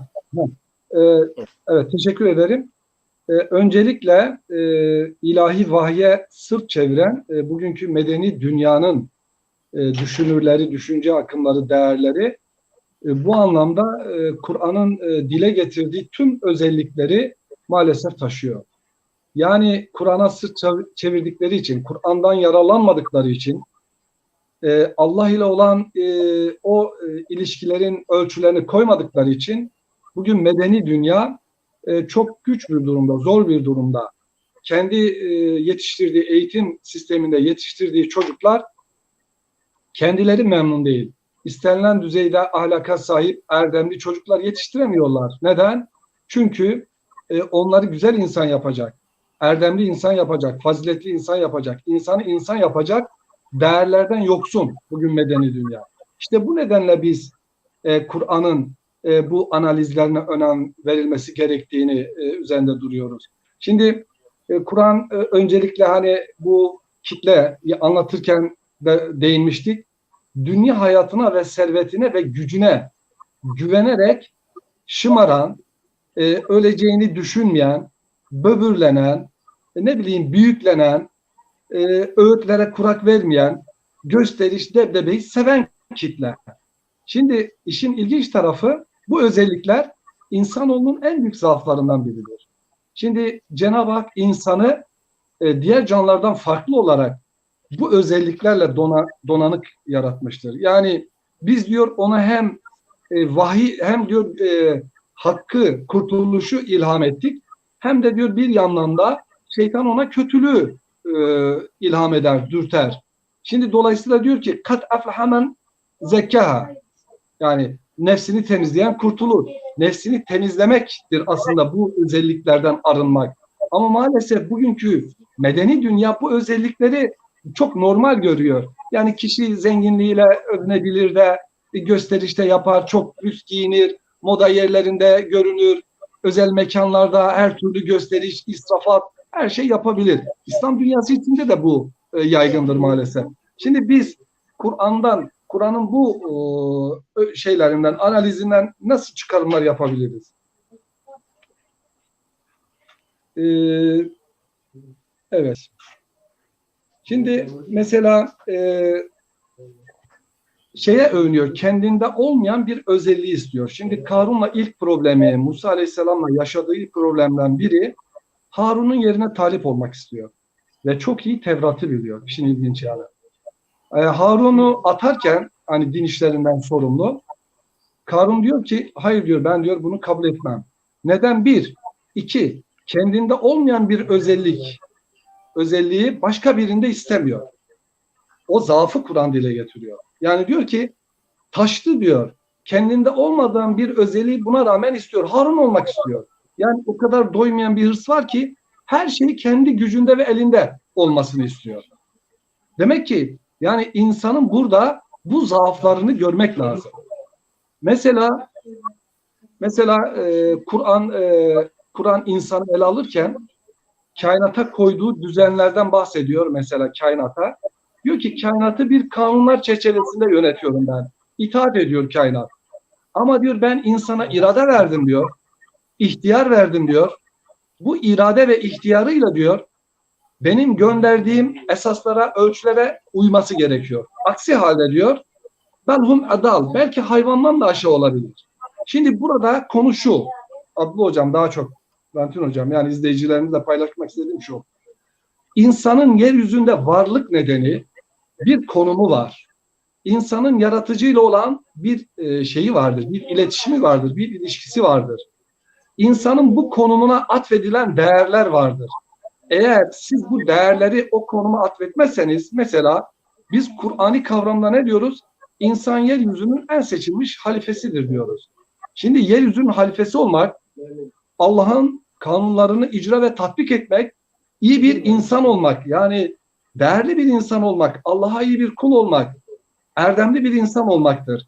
Şimdi bugünkü medeni dünya bu kavramlara inanmıyor. Yani problem bu. İnsanın özgür iradesiyle kötülüğü de iyiliği de seçebileceğine inanmıyor. Kötülüğü dar bir alana hapsediyor. Yani mesela israfı normal görüyor bugünkü medeni dünya. Debdebeyi, şaşayı hoş görüyor. Bunu yapabilirsin diyor. Yani bir nevi, bir anlamda. Bunu ancak Kur'an yadırgıyor. Kur'an diyor ki aman aman bu özellikleri taşımayın. Sonra siz karunlaşırsınız. Şimdi burada kitleyi mesela Hocam burada siz bir Şöyle bir anekdot Recai Hocam burada mesaj olarak göndermiş. Diyor, Oxfam açılımı nedir bilmiyorum. Yayınladığı raporda dünyanın en zengin 26 milyarderinin dünya nüfusunun en yoksul %50'sinin oluşturan 3,8 milyar insan toplam varlığına eşit servete sahip olduğu bildirildi. Yani bu cümle şu andaki dünyayı, şu günümüz dünyasının adaletini, düzenini özetleyen tespittir. Elbette bu gücü ellerinde bulunduranlar bu gücü de kaybetmemek adına bu paradan, bu servetten aldıkları güçle mutrafonluk yapıyorlar, değil mi? Alasını. Alasını, evet. Yani tabii Kur'an mesela Karun'la ilgili ayet üzerinden insanın bitmeyen, o tatmin olmayan hırs ve iştahın sahibi olarak insanın en büyük zaafı olarak gösterilir. Yani diyor ki en büyük zaafınız o. İkincisi diyor haddini bilmek. Mesela diyor ki ben kazandım diyor mesela. Haddini bilmiyor. Bütün zenginliğiyle her şeyi halledebileceğini düşünüyor. Dolayısıyla ne oluyor? Kur'an diyor ki böyle yaparsanız sonunuz böyle olur. Şimdi burada şu çıkarım da çok önemlidir. Karun'a inanan bir kitle, ona öykünen, onun gibi olmak isteyen kitle her zaman olmuştur. Bugün Kur'an diyor ki Karun üzerinden aman aman diyor. Siz diyor zenginlere, zengin hayatına, o şatafata, o zulüm içerisinde geçen hayata özenmeyin diyor. Çünkü özenenleri anlatıyor orada Kur'an. Ona öykünenler ona imrendi diyor. Her devirde bu anda medyada, ne bileyim görünen sosyal alanda her tarafta bir gösteriş, bir zenginlik, bir şaşa, debdebe ortaya konduğunda neslimiz ona özeniyor, ona öykünüyor. Diyor ki buna öykünmeyin diyor. Önemli olan zengin olmak, öyle şatafatlı olmak, bütün dünya servetini elde etmek, gücü elde etmek değildir diyor. Orada bir şey vurguluyor Kur'an insana. Diyor ki zengin de olsanız o bir gün sizin elinizden çıkacak. Siz onunla aslında mutlu da olamayacaksınız. Bakmayın onların görünürdeki şatafatlarına, debdebelerine, büyüklenmelerine. Siz onlara öykünmeyin. Siz hak tarafından gelen öğüdü dinleyin. Diyor ki hani onlar diyor Karun'a yazıklar olsun size diyor. Yazıklar olsun sana diyor. O iyi olanlar, iyi düşünenler, ilim ehli olanlar. Siz diyor onlara diyor nasıl özenirsiniz diyor. Halbuki diyor salih amel işlerseniz diyor bunun Allah katında mükafatı daha büyüktür. Şimdi burada Kur'an'ı bir bakış söz konusu. Yani sadece dünya değil, dünya hevesi değil, dünya hırsı değil, dünya tamahı değil. Kur'an'ı bakış açısı bu böyledir. Yani mümin de olaya böyle bakmalıdır. Ben burada şunu da bir belirteyim. Şimdi bize Cenab-ı Hak akıl vermiş, irade vermiş, kuvve-i gadebiye, kuvve-i şehebiye gibi duygular vermiş. Yani menfaatli şeyleri insan arzular. Hep benim olsun der. Yani her şeyin güzeli, iyisi benim olsun der. Böyle bir eğilimi var. Bir yandan da kendisine zarar verebilecek bir durum söz konusu olduğunda ona her türlü saldırıyı yapabilir, onu yok edebilir. Böyle duygular da var. Şimdi bizim yeryüzünde bulunma nedenimiz sınavdır. Yani Allah bizi sınavla baş başa bırakıyor. Bizim iyi bir kul olup olmayacağımıza, iyi bir insan olup olmayacağımıza bakıyor. Dolayısıyla bir Müslüman bu açıdan olaylara bakmak durumundadır. Ben iyi bir kul olabilmek için hangi davranışları ortaya koymalıyım? Bunu değerlendirmeliyiz. İşte Kur'an bize bunu anlatıyor. Karun veya Bel'am gibi. Mesela Bel'am da öyledir. Mesela Karun'da da aynı şey söz konusu. Hakkı bildiği halde, Tevrat'ı çok iyi bildiği halde nefsine yeniliyor, Musa Aleyhisselam'a karşı geliyor. Hakkı bile bile. Mesela Mekke'deki Kureyşlerin çok entelektüel o büyükleri de Resulullah'ın peygamber olduğunu bildikleri halde karşı geliyor. Mesela Kur'an ayeti diyor ölçtü, biçti, hani baktı yok işine gelmiyor, sırtını çevirdi gibi çok tanımlamaları var. Velid bin Mughire oturup çok düşünüyor. Ya diyor vallahi Muhammed diyor peygamberdir. Söyledikleri haktır. Ama çok ölçüyor, biçiyor. Geliyor, oturuyor. Sonra o Darun Nedve'ye geliyor, topluyor onları. Ya diyor ki ölçüyor, biçiyor, bakıyor ki çıkarı elden gidecek. Eğer ben Muhammed'i dinlersem bu putlar üzerinden, bu kurduğumuz düzen üzerinden, bu sistem üzerinden gelirimizin, çıkarımızın birçoğunu kaybedeceğiz. İşin bu boyutu da var. Yani peygamberlere, hak ve hakikate karşı çıkanların zihinlerinin arka planında en önemli dürtülerden biri de biz bu hak ve hakikati kabul ettiğimizde elimizden çıkacak çıkarlarımız, gücümüz. Zulüm yapamayacağız, haksızlık yapamayacağız. Bazı şeyleri elde edemeyeceğiz. Yani Karun bu anlamda hakikaten önemli, bizim ders çıkaracağımız çok önemli şeyleri ifade ediyor. Yani Doğru. küçük karunculuklar olmamak lazım. Tabii şimdi mesela Karun'u anlatıyor ama Kur'an diyor ya siz Karun'a özenirseniz küçük karuncuklar olursunuz. Şimdi otoritelerin kullandığı bir yöntem vardır. Otoritelerin. Karun gibilerin var olmasını isterler. Çünkü zenginliklerini meşrulaştırmak için Karun'u kullanırlar. Karun da kendi zenginliğini meşrulaştırmak için, normalleştirmek için, halkın normal anlaması için zenginliklerden küçük insanlara pay ayırırlar. Demek ki insan haksız yere bir parayla yüzleştiği zaman Karun yolunda olduğunu düşünmelidir. Çünkü sistemler böylece haksız kazanç dağıtarak Karunlar, küçük karuncuklarla oluşturarak ayakta kalırlar. İki, bir de yanlarında sistemin Karun gibi ve Harun gibi insanları da isterler ama Harun'u Karun'a dönüştürürler. Belamları isterler daha doğrusu. Belamlar da onların yaptıkları fiilleri önemserler. Yaptıkları fiilleri meşrulaştırırlar. Allah'ın dinine göre değil, oradaki o kralın, oradaki o gücün, o otoritenin, o iradenin istediği şeyi söylerler. Mesela Belam da aynısını söylemiş. Belam olayını söyleyip kapatayım. Şimdi Belam tarihte yine yani çok ilginç bir yapısı vardır. Çok Allah'ın isimlerini biliyor. 1001 ismini biliyor. Hangi duayı ederse kabul ediliyor. Ve beddua ettiğinden de bedduası tutuyor. Böyle bir adam. Ve Musa Aleyhisselam'ın da dinine mensup. Ancak içinde gizliden gizliye kabaran, az önce hani gücün, servetin, ihtirasın, hırsın, bitmeyen tamahın, o arzuları her zaman coşabilir ya insanda. Belam'da gizliden gizliye onlar devrededir. Ama bir türlü Cenab-ı Hak onu da öyle imtihan eder. Ama o Kenan, Şam bölgesindeki krala doğru gider. Ne kavmiydi o Burhan Hocam? Musa Aleyhisselam Muab kralı Balak. Evet, Muab bölgesi Şam'da bir bölgedir. Musa Aleyhisselam kendi ordusuyla oraya gider ve oraya doğru yönelir. Bunlar korkarlar. Musa Aleyhisselam geldiğinde işte zor durumda kalacaklarını düşünürler.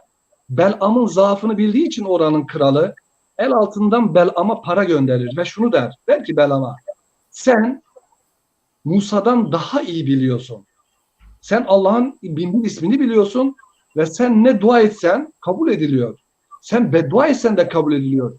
Bu Musa geldiğinden beri diyor, İsrailoğulları hiç mutlu olmadı. Hep zorbalık, hep savaş, sıkıntı, göç, hicret, hep bunlarla uğraştı. Sen gel, biz seninle işbirliği yapalım. Sana servet benden. Musa Aleyhisselam'a beddua et de Musa Aleyhisselam ölsün, kurtulalım. Sen İsrailoğullarını yönet, ben de diyeyim. Ulan Belam hakikaten düşüyor. Diyor ki Musa Aleyhisselam konuşması bile yok. Hani kekeme ya biraz. Ben diyor ondan daha çok hangi dua etsem kabul ediliyor. Ve Belam böyle kanıyor. Ve Belam başlıyor Musa Aleyhisselam'a beddua etmeye başlıyor. Beddua da ediyor. Onlara diyor ki Musa'nın ordusunu zaafa uğratmak için diyor onların arasına güzel kadınlarınızı affedersiniz salın. Onlar diyor o kadınlara meyil duydukça hakikaten sapacaklar. Daha hasbi olamayacaklar. Allah adına yola çıkmaktan bir nevi ayrılacaklar. Dolayısıyla siz yenersiniz. Şimdi Karun olsun, Belam olsun. Tarihteki Kur'an'ın ortaya koyduğu figürler üzerinden biz şu anlamı çıkarmalıyız bugüne değin. her zaman biz böyle bir sınavla karşı karşıya kalabiliriz. Aldanabiliriz. Kur'an uyarıyor. Aman aman, haktan hakikatten ayrılmayın. Aman aman belamlaşmayın. Belamın oyuncağı olmayın. Karunlaşmayın. Küçük karuncuklar olabilirsiniz. İlla Karun belki en üst düzeyde bir figürdür. Örnek olarak verilmiştir. Ama insanlar Karunluğa özenmesi söz konusu olduğunda onlar da kendi küçük dünyalarında birçok hakikati kaybedebilirler diye bir ders veriyor Kur'an bize. Evet. Hocam hakikaten ben kendi adıma konuyu kavradım. Tabii bunu hayatımıza indirgememiz gerekiyor. Ben burada mesajlarımız var. Mesajlar uzun olunca ben ekranda tutunca bu defa ekranın Bünyamin Bey'in yüzünü kapatıyor. Onun için buradan okuyacağım. Bana şunu anlatın. Eşref Eser Bey diyor ki bana şunu anlatın. Şuna açıklık getirin. Diyanetin emrinde çalışan binlerce hocanın tebliğ görevi ile harıl harıl mücadele verildiği gün yüzlerce cemaatin aşk ile haksızlık, yolsuzluk ve her türlü rezaletin kat ve kat artmasının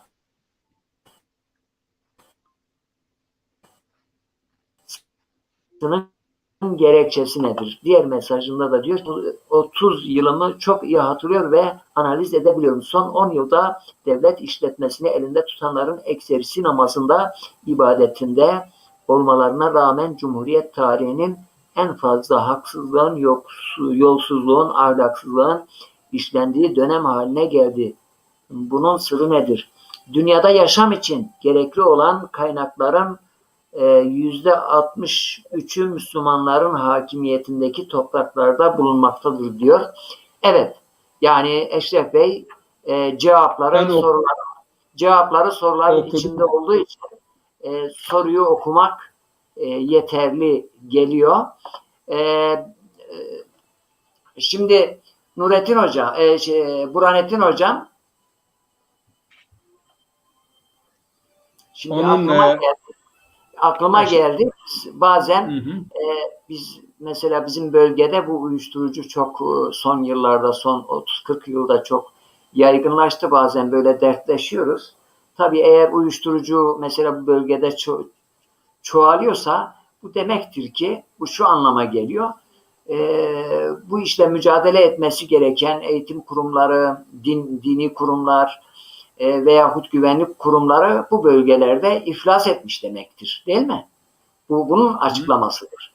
Yani mesela bir okuldan üniversiteyi kazanan öğrenci çıkmıyorsa ne demektir? Bu okulda demek ki eğitim çok zayıftır. Haliyle bir ülkede eğer haksızlık, hukuksuzluk, yolsuzluk, hırsızlık ne bileyim şey yapıyorsa demek ki devlet kurumları bu işi azaltmak için değil çalışmıyorlar. Tam tersine bir işleyiş var anlamına geliyor. Elbette ki netice dönüp dolaşıyor. Yani insanların Kur'an'a bakmaları gerekiyor ki benim aklıma Eşref Bey'in mesajını görünce o namazla ilgili bir şey var. Şimdi işte bir mucize mi ararsınız? Al sana mucize. Feveylün lil musallin. Yani şimdi bazen diyorduk eskiden ya bu feveylün vay namaz kılanların haline. Açıkçası budur. Vay bu namaz kılanların haline.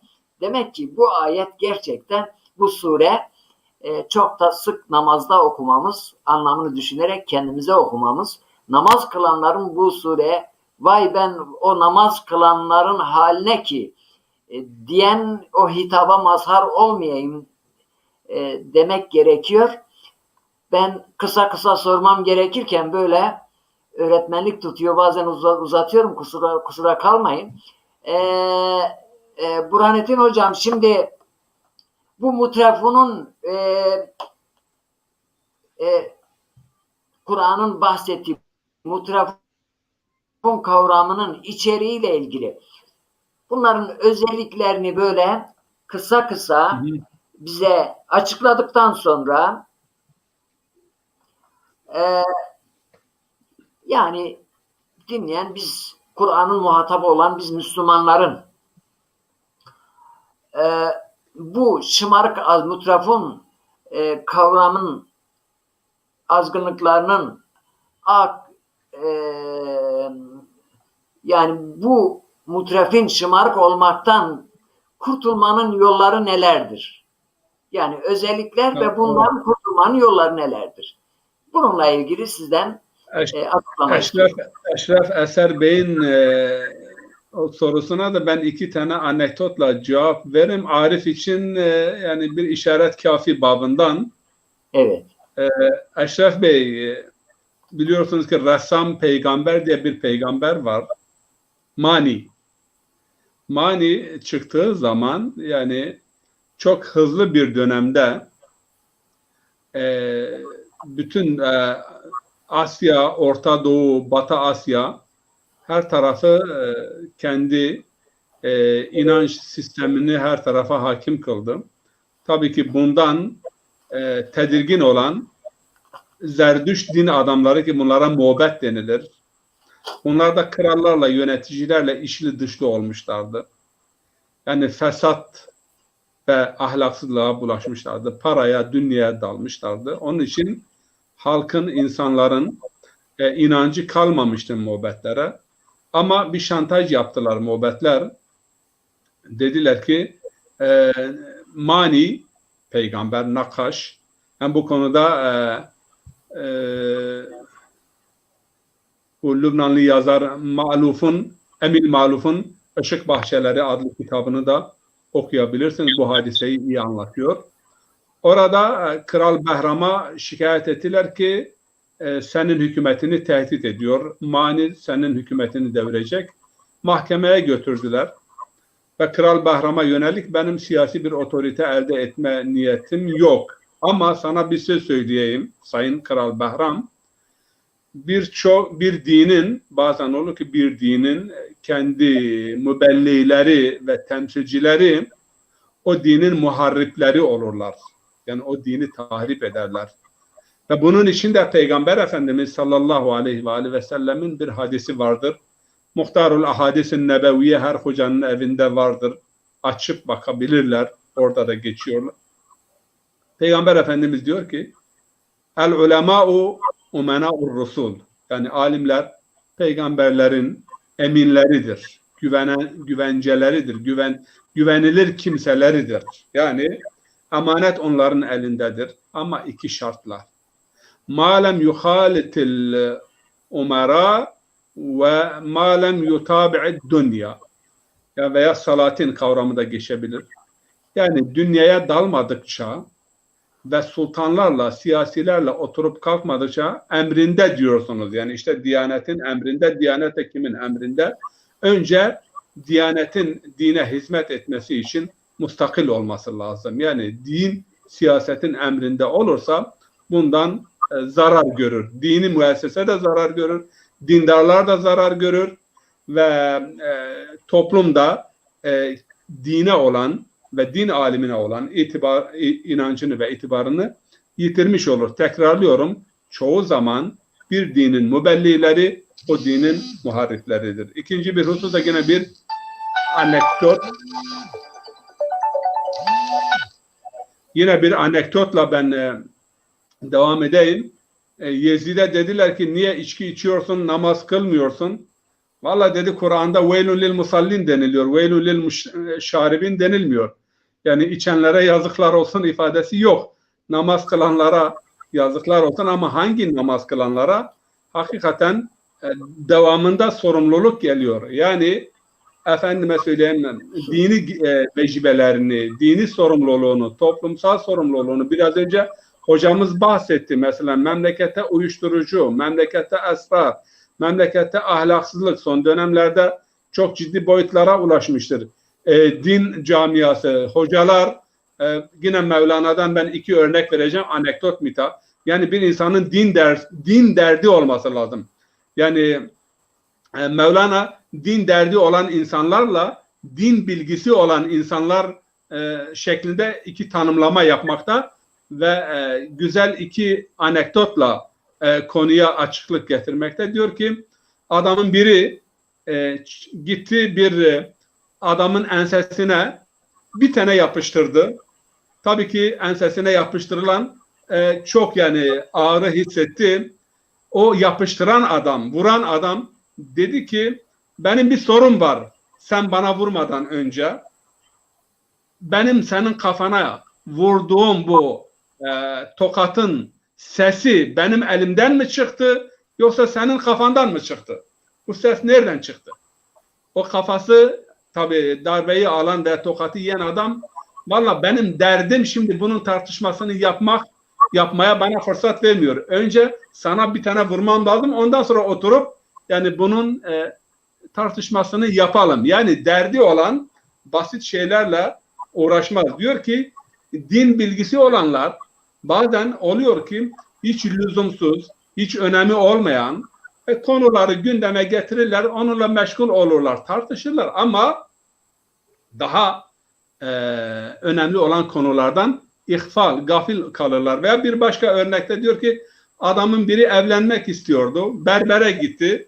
Adam berbere dedi ki ya benim sakalımda biraz işte beyaz tüyler var. Yani o tüyleri teker teker eleyebilir misin? Adam da aldı makineye vurdu ve makası al dedi ki ben senin önüne koyuyorum. Sen elemesini yap. Benim daha önemli işim vardır. Yani hakikaten dindarlık derdi olan insan. Bak dindarlık bilgisi değil. 2 kavramdır. Dindarlık bilgisi olan çok. Televizyonlarda da burada da şurada da ama bir insanın dindarlık dersi ve insanlık derdi ve dindarlık derdi var ise, ateşi var ise bu tabii ki 80.000 tane alim var yani görev yapıyor. Haklı olarak birçok insan bu soruyu soruyor yani. Bu kadar cami, bu kadar ezan, bu kadar cemaat ama toplumda ahlaki çöküş var, yozlaşma var. Sebebini yatırmak lazım, eleştirmek lazım, araştırmak lazım. Tabii ki hepsini de dini müesseseye yüklemek bu da haksızlık olur. Kitle iletişim ve sosyal medyadaki patlama yani son 10 sene içerisinde dünyada 100 senede gelişmeyen bir yani olmayan bir gelişme komünikasyon alanında, sosyal medya alanında ve sosyal medyayı da ellerinde tutanlar yani şeytani ve mutrafinlerdir. Bunlar yönlendiriyor. Bak zaten mutrafinlerin önemli bir hususu da kendi hayat biçimlerine göre değer üretmeleridir. Kendi hayat biçimlerine göre insanları yönlendirmeleridir.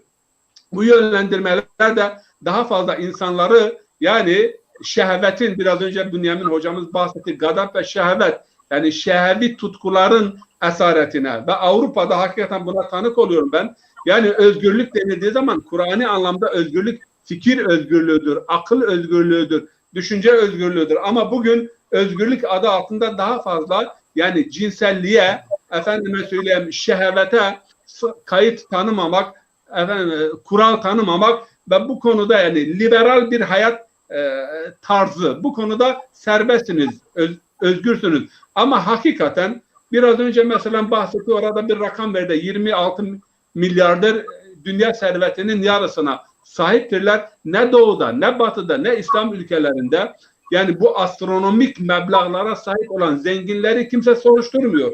Kimse kurcalamıyor. Yani ne dini müessese İslam ülkelerinde yani öyle zenginler, öyle servet sahipleri var iken diğer taraftan bir parça ekmek bulmak için Avrupa'nın yolunu tutup Akdeniz'de yılda 1000, 2000, 5000 Müslüman bir parça ekmek için orada hayatını veriyor. Ve tabii ki din derdi olan insan bütün bunları sorgulaması lazım. Hep yani bir ey zembin kutilet. Yani bu insanlar niçin öldürülüyor, niçin yok oluyorlar? Mutrafin. Yani bu mutrafinler dünyanın İslam aleminde de, Batı aleminde de hakikaten bugün gemleri ellerinde tutan, fesat yönünde insanları yani yozlaştıran ve yönlendiren çünkü kitle iletişim araçlarına kim hakim ise yönlendiren odur, fikir veren odur, cihet veren odur ve bunların da ciheti yönü. Çünkü insanları şehvet bataklığına sürüklediği oranda insanları şehvetleriyle meşgul ettikleri oranda veya içkiyle, kumarla, efendim, şarkıyla, dansla, şununla, bununla meşgul ettikleri oranda bunlar mutrafiller kendi düşüncelerini, fikirlerini, hayat tarzlarını ve fesat ve fitnelerini toplumlara egemen kılabiliyorlar ve biz bugün buna tanıkız. Hakikaten bakın size bir örnek vereyim. Televizyonlara bakın. Yani binlerce kanal vardır. Allah aşkına o kanallara Allah ne kadar hakimdir veya peygamber ne kadar hakimdir ve mutrafinler o televizyon kanallarının programlarının tümü mutrafin, yani şımarıklığa, fesada, ahlaksızlığa, şehvet, yani şehevi tutkulara hizmet etmektedir. Ve bunlar daima da peygamberlerle savaşmışlardır. Bu şimdi gelelim bunların belli başlı özellikleri. Bir, mutrafinler genelde tarihteki mutrafinlerden Kur'an bahsederken onların inkarından bahsediyor. Biz ayet-i kerimeyi okuduk.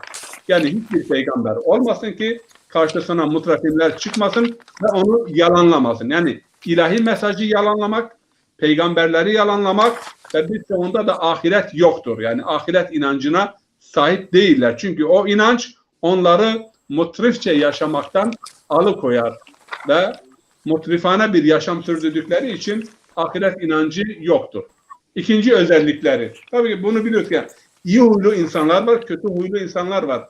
Yani iyiler iyileri yönlendirmeli. Kötüler zaten kötülere hakim durumdadırlar. Bunların ahlakı ve yaşantısı insanları iyi olanları da kötüleştiriyor.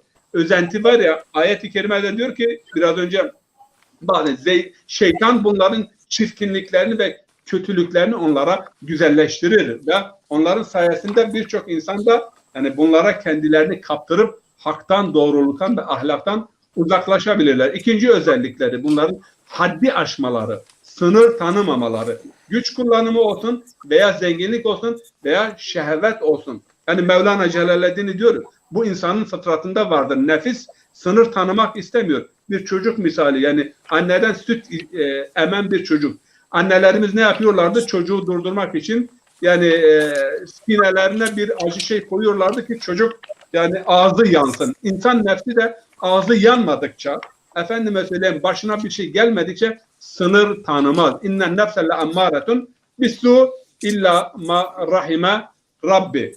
Üçüncü bir husus. Toplumların çöküşleri, Kur'an-ı Kerim açısından, sosyolojik açıdan, Kur'an sosyolojisi açısından toplumların çöküşlerinin yegane ve en önemli faktörlerinden biri bu mutrafin dediğimiz, yani şımarık, zengin ve güç sahiplerinin fesadı, adaletsizliği, efendime söyleyeyim yani sınıflar oluşturmaları ve sömürüsü toplumların yok olmasına sebebiyet vermiştir. Diğer bir özellik ise yani bunlar devamlı kendileri dediğimiz gibi kendi yaşamları açısından değer üretiyorlar ama hak ve adalete sürekli olarak karşı çıkmışlardır. Nasıl kurtulabiliriz? Biz dünyadan bahsettik. Burada ben yine bir şiirle bitireyim. Yani biz dünyaya ve zenginliğe karşı değiliz. Zenginlik nedir? Dünya nedir? Çiğist dünya. Az Khoda gafil şudan. Yani sen Allah'tan gafil olduktan sonra varlığın olmasa da yani fakir de olsan ama bir pul para peşindeysen Allah'tan gafletin seni dünya perest yapar, materyalist yapar. Çiğist dünya. Az Khoda gafil şudan. Ney nukreo ferzendo zen, yani para, altın, gümüş veya kadın sahibi olmak veya servet sahibi olmak, yani eğer sen Allah'ı biliyorsan, bunu Allah'tan biliyorsan bu dünya değildir. Dünya Allah'tan gafil olmak, haktan gafil olmaktır. Germal ra behreddin başı hamun ni'me malun salihun handeş rasul. Eğer din için, insaniyet için ve hak için yani bir mala sahip olursan peygamberin bir hadisine işarettir. Ni'me malun salihun inde abdin salih. Peygamber bu hadis. Yani eğer bir insan salih ise o mal onun elinde, o da salih olur. Ve salih olan insanların elinde varlığın olması, zenginliğin olması ne kadar salihtir, güzeldir. Yani salih insanlar keşke zengin olsalar. Ni'me malun salihun inde abdin salihin. Ve diğer bir husus. Ab ender keşti helaki keştiyiz. Ab ender zire keşti poştiyiz. Yani su geminin içerisinde diyor olduğu zaman o geminin batmasına sebep olur. Ama su geminin altında olduğu zaman gemi için yastık misalidir. Bu ne demektir? Malı ayaklar altına aldığın zaman sen onunla yükselirsin. Hem dünyana ve hem ahiretten. La tansa nasibeke mined dünya. Yani hem ahiret için yatırım yapabilirsin. Ama sen mal sevgisiyle, efendime söyleyeyim, kalbini o sevgiyle doldurduğun zaman ve o mal sevgisi, dünya sevgisi her şeyin oldu mu, Allah'ın da, peygamber sevgisinin de, Allah'ın sevgisi yerinde de dünya sevgisi yerleşti mi, o peygamberin ifadesiyle bu dünya ra'su kullu hatiyetin, o dünya sevgisi, mal sevgisi bütün hataların, bütün kötülüklerin başını oluşturur. O zaman da senin helakine sebep olur. Nasıl ki bir efendime söyleyeyim gemi içerisindeki suyun o geminin helakına sebep olması gibi. Onun için herkes dikkatli olmalı ve herkes bu konuda, yani her kullu nefsin bima kesebet rahine, yani herkes kendi sorumlu. Hakikaten her an için insan kayabilir. Her an için insanın ayağı kayabilir. Onun için biz dualarımızda hep Allah'ım akıbetimizi, sonumuzu hayır eyle diyoruz. Ve bir ayetle ben burada noktalıyorum. Ahmet kardeşimiz geldi, ondan bir şeyler dinleyelim. Ama anekdotu unuttuk. Yani Behlul'un, yine molla konusuna dönelim. Yani bir zengin biri ama dedi hocam, ki bu arada benim dikkatimi çekti. Ahmet Bey gelince hemen senin şiir aklına geldi. Hemen şiir okudun. Ona bilmiyorum, Almanca çağrışım diyorlar, asosyasyon yani. O şairi karşımızda görünce bizim de şairliğimiz coştu. Ve orada tabii ki Behlul'e diyor birisi, yani zengin biri, Behlul diyor, senin kafan nasıl, benim kafam nasıl? Benimki neyle dolu, seninki neyle dolu? Behlul diyor ki, valla senin kafan benim cebim gibidir. Benim kafam da senin cebin gibidir. Benim cebimde bir şey yok, senin kafan da boş, yani benim cebim gibidir, fakirim. Ama benim kafam da senin cebin gibidir. Senin cebin dolu para, dirhem, dinar, benim de kafam doludur. Yani orada melek kelimesi yani kullanılıyor. Kafanın dolu olması, molla, yani kafası ilimle, irfanla dolu olan kimse.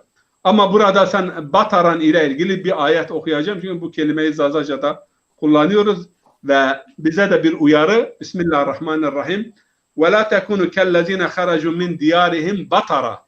Yani azıtarak ve haddini aşarak, şımararak evlerinden çıkarıp gösteriş yapan kimseler gibi olmayın. Bu bize diyor. Bataran ve riyaen nas ve yasuddun an sabilillah. Bu azgınlık ve taşkınlık Allah yolunun önünde en önemli bir engeldir. Yani insanların azgınlığı, taşkınlığı, şımarıklığı, fesat ve münkeratı hakikaten birçok insanın önünde hakkı ve hakikati bulmak yönünde engel teşkil etmektedir. Ben burada noktalıyorum. Hocam yüreğinize, dilinize sağlık. Ben bu arada siz konuşurken Ahmet Bey'i böyle bir ustalıkla diyebilirim ki biraz zorla getirdim. Bizi kırmıyor. Ne demek yani heyecan. Bazen şiirlerini gönderiyor. Ben onlara klip hazırlıyorum. Şimdi biraz önce dedi hocam şiir göndermişim. Klip bana birkaç tane yapar mısın dedim. Dedim bir şartla, eğer davetime icabet eder gelirsen sana klip hazırlarım. Yoksa nanay dedim. Selamünaleyküm. Aleykümselam ve rahmetullah. Merhaba, hoş geldin. Hoş bulduk kıymetli hocalarımız. Nasılsınız? İyi misiniz? Sağ ol. Allah razı olsun. Sizin yanınızda böyle... Epeydir görünmüyorsun. Yerin görünüyor.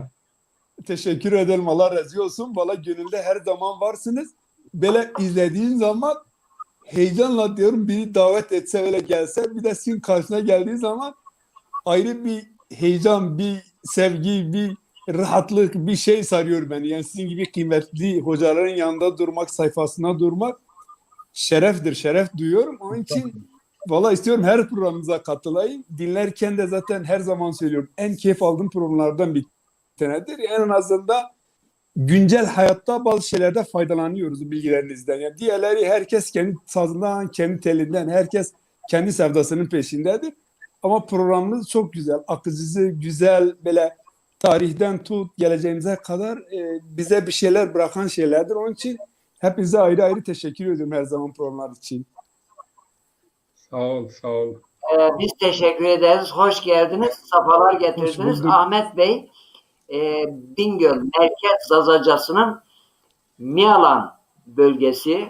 Miyalan Mezopotamya, yerini bilenler Bingöl'ün var. küçük Mezopotamyası.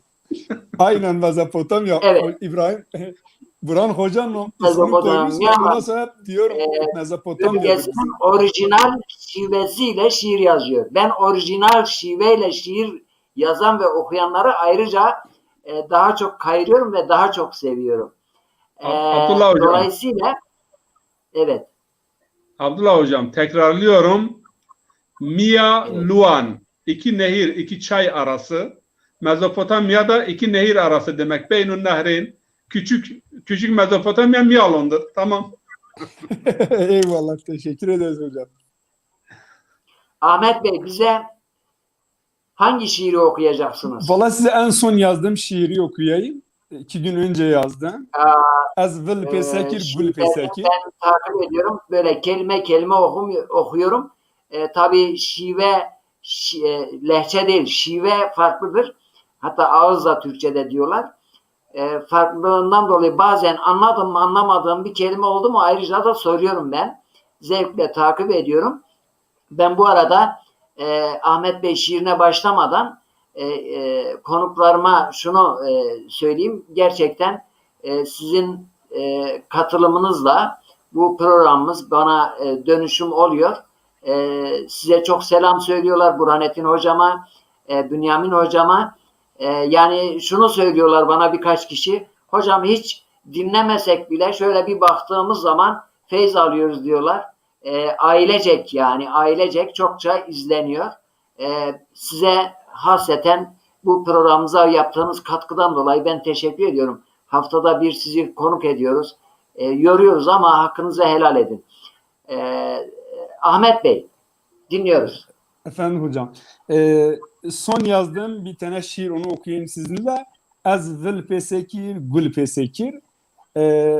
Ben yazarken kendi Yalan dilini biraz kullanıyorum. Çoğu zaman bizim yöredeki Gövderi bölgesi iyi anlıyor. Bazı yerlerde işte çok beğenmediği işte böyle olsa diyorum ki valla annemin bana öğrettiği dilden yazıp okuyorum. Belki ileride hani dil üzerine değişik çalışma yaparsak olabilir ama şu anda bunu kullanıyorum. Abdullah hocam da her zaman takdir ediyor. Çok teşekkür ediyorum. O da bana ayrı bir destek, bir şey veriyor.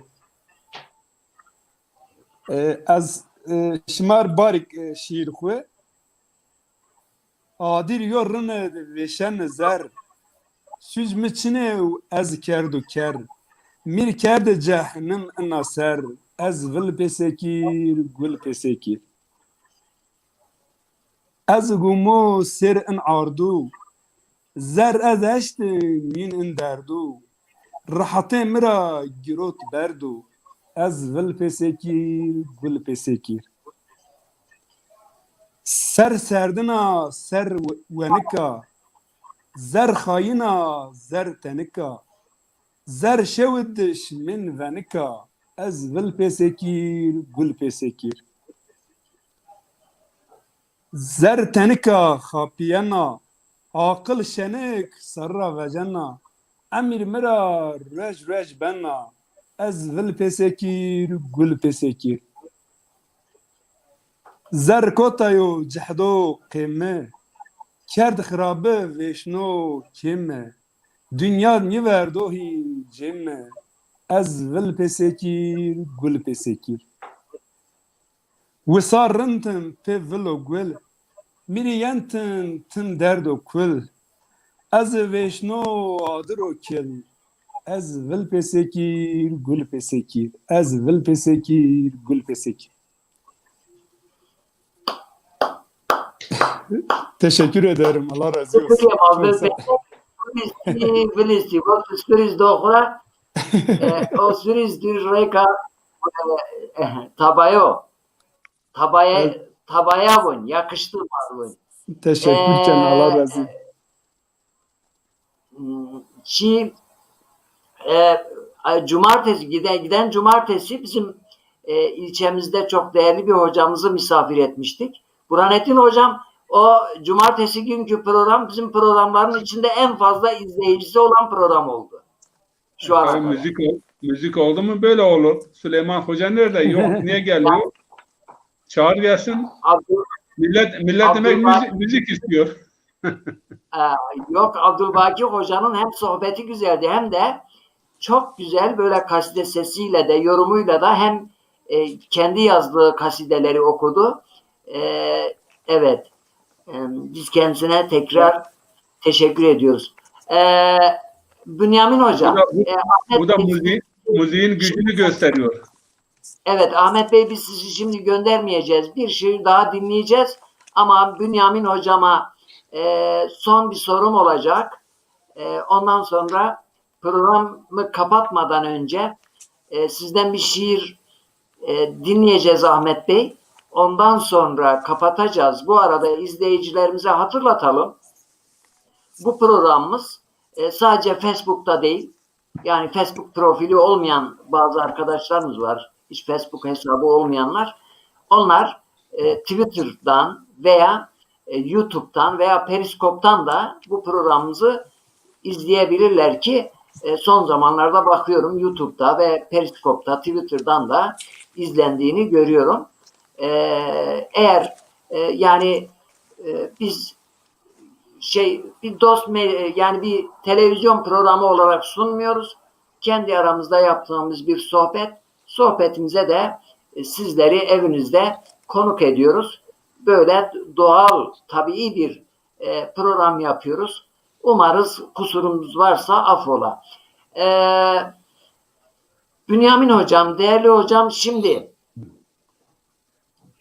bu minvalde biz, yani ben sade bir Müslüman olarak mutrafın kavramıyla ilgili Kur'an ışığında bugünkü dünyaya baktığımda kendime ne ders çıkarmalıyım?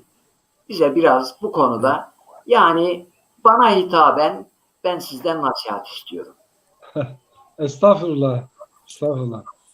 Şimdi hakikaten bu mutrafın kavramı çerçevesinde insanın en büyük zaaflarına şöyle böyle değinmiş olduk. Yani güç, iktidar, dünya sevgisi, mal biriktirme sevgisi, ondan sonra yükselme, doymayan iştah, debdebe, gösteriş, hani şaşa, ne bileyim, yandaş bulma, hakkı gizleme, hakka karşı teslim olmama, hakka direnme, bildiği halde karşı çıkma. Şimdi Kur'an bunları dile getirirken aslında insanın en önemli yanılma alanına değinmiş oluyor. Yani eğer biz Kur'an'ın insana ilişkin bu tanımlamalarını, bu özelliklerini iyi anlamış olsaydık, eğitim sistemi de çok iyi öğrenci yetiştirecekti. Biz anne babalar da iyi çocuk yetiştirmiş olacaktık. Bu kavramları Kur'an bize böyle somut örnekler üzerinden verdi. İşte Karun gördük. Birçok örnekler var. Burhanettin Hocam da anlattı. Demek biz buradan az çok bir dersimizi aldık. Bunun ötesinde ben bir de Peygamberimiz dönemiyle ilgili bir şahıs üzerinden yine insanın düşebileceği yanılgılar ve zaaflarına ilişkin ve bugün dünyamızda bir gölge gibi hep böyle İslam'ı takip edip onun neresinden işte eleştirebilirim, neresinden yara açabilirim, İslam'ı nasıl kötü gösterebilirim çabası olan tüm olay ve olgulara da bir geçiş yapalım diye düşünüyorum. Şimdi Nadir bin Has diye bir şahsiyet var. Bu çok ilginç bir şahsiyettir. Yani İbn-i Hişam tarihinde ona Kureyş'in şeytanı diyorlar. Bu Nadir bin Has böyle hem iyi bir şair hem de iyi bir entelektüeldir. Şimdi bunun bir özelliği vardır. Bakıyorlar Peygamberimiz hani böyle Kur'an'da birçok kıssalar var. Bu kıssalar çok etkiliyor. Orada öğütler var. Ya bunu toplanıyor şeyler, Mekke'nin ileri gelenler diyorlar ki biz önce bu Muhammed'le şey yoluyla, onun yöntemiyle mücadele edelim. O şimdi insanlara böyle değişik olaylar, kıssalar anlatıyor. Ey Nadir, sen de bizim en iyi şairimizsin, en iyi bilgemizsin. Hatta Hira bölgesine elçi olarak da gönderildiği söyleniyor. Böyle bir entelektüel düzeyi de var.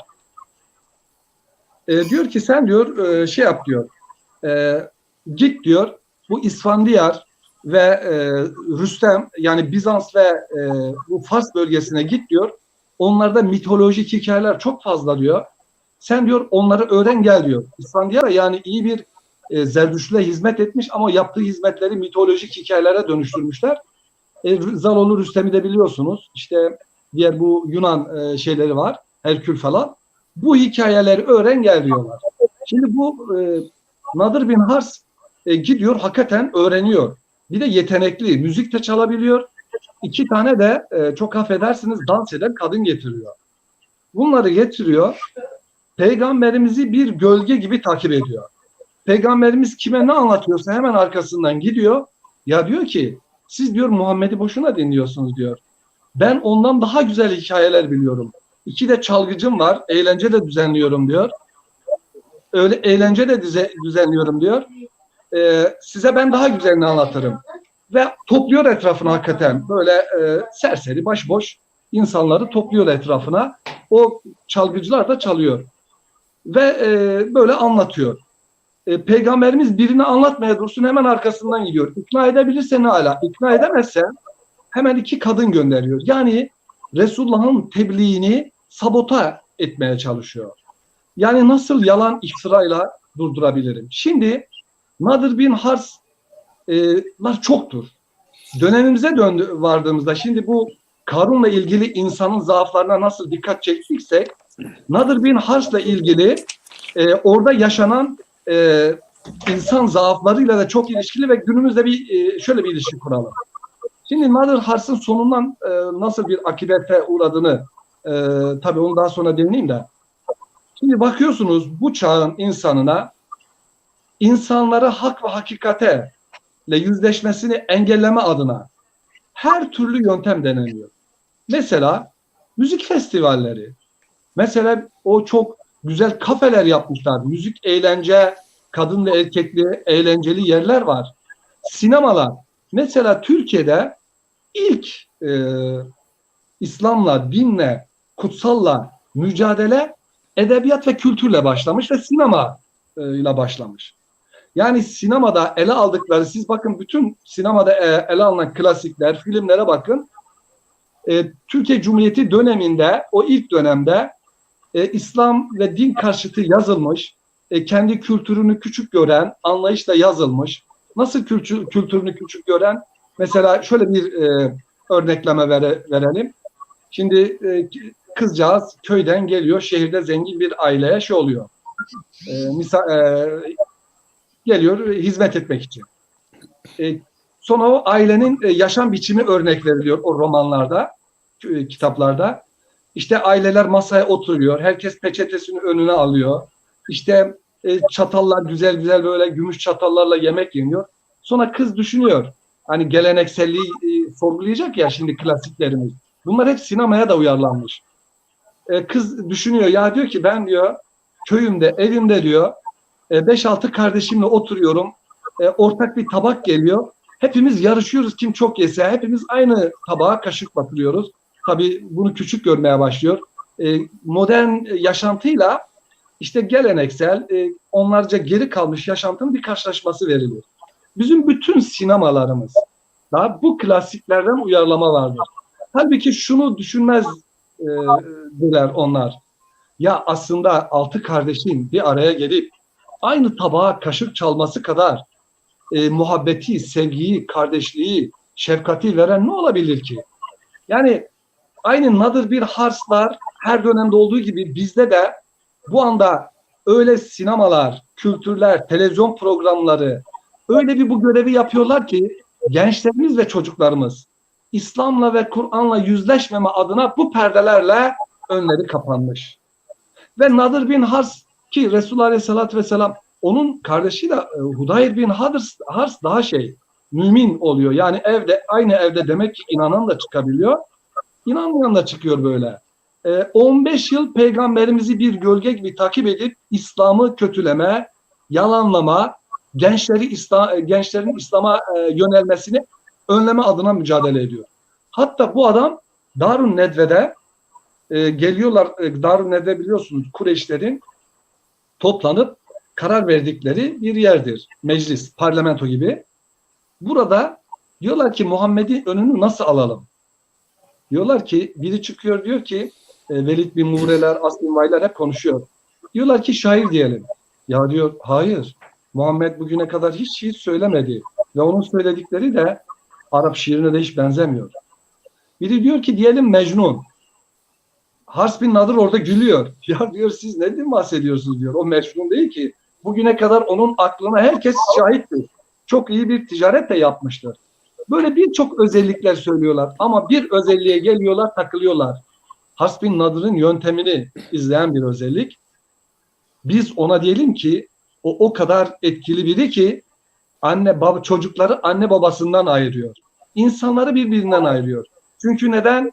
Hakkı hakikati arayan ruhlar Resulullah Aleyhisselatü Vesselam'ı buluyor. O mustazaflar, o ezilmişler, o horlananlar, dışlananlar ve hakikati arayan, yalnız kaldığında düşünen, bu alem sahipsiz olamaz, kendi kendine olamaz. Bizim yeryüzünde var olmamızın bir anlam, bir nedeni var diye düşünenler, Musab gibiler, zengin de olsa gelip onu buluyorlar, Resulullah'ı buluyorlar. Bu onları çok tedirgin ediyor. Şimdi bakın biz bu çağdayız. Biz belki günübirlik düşünüyoruz. Yani sizi tenzih ederim. İslam toplumları 5 yıl, 10 yıl sonraki şeyi düşünmüyorlar. Belki İslam önderleri düşünmüştür ama İslam toplumları genelde 10 yıl sonrayı düşünmüyorlar. Ama bu anda 300 yıldır İngiliz proje yapıyor. 50 yıl sonra Türkiye nasıl bir Türkiye olmalıdır? Bunun projesini yapıyor. Amerika bunu yapıyor. Ondan sonra İsrail bunu yapıyor. Yani adamlar projeleri içinde biz bu toplumu İslam'la nasıl aralarını açarız?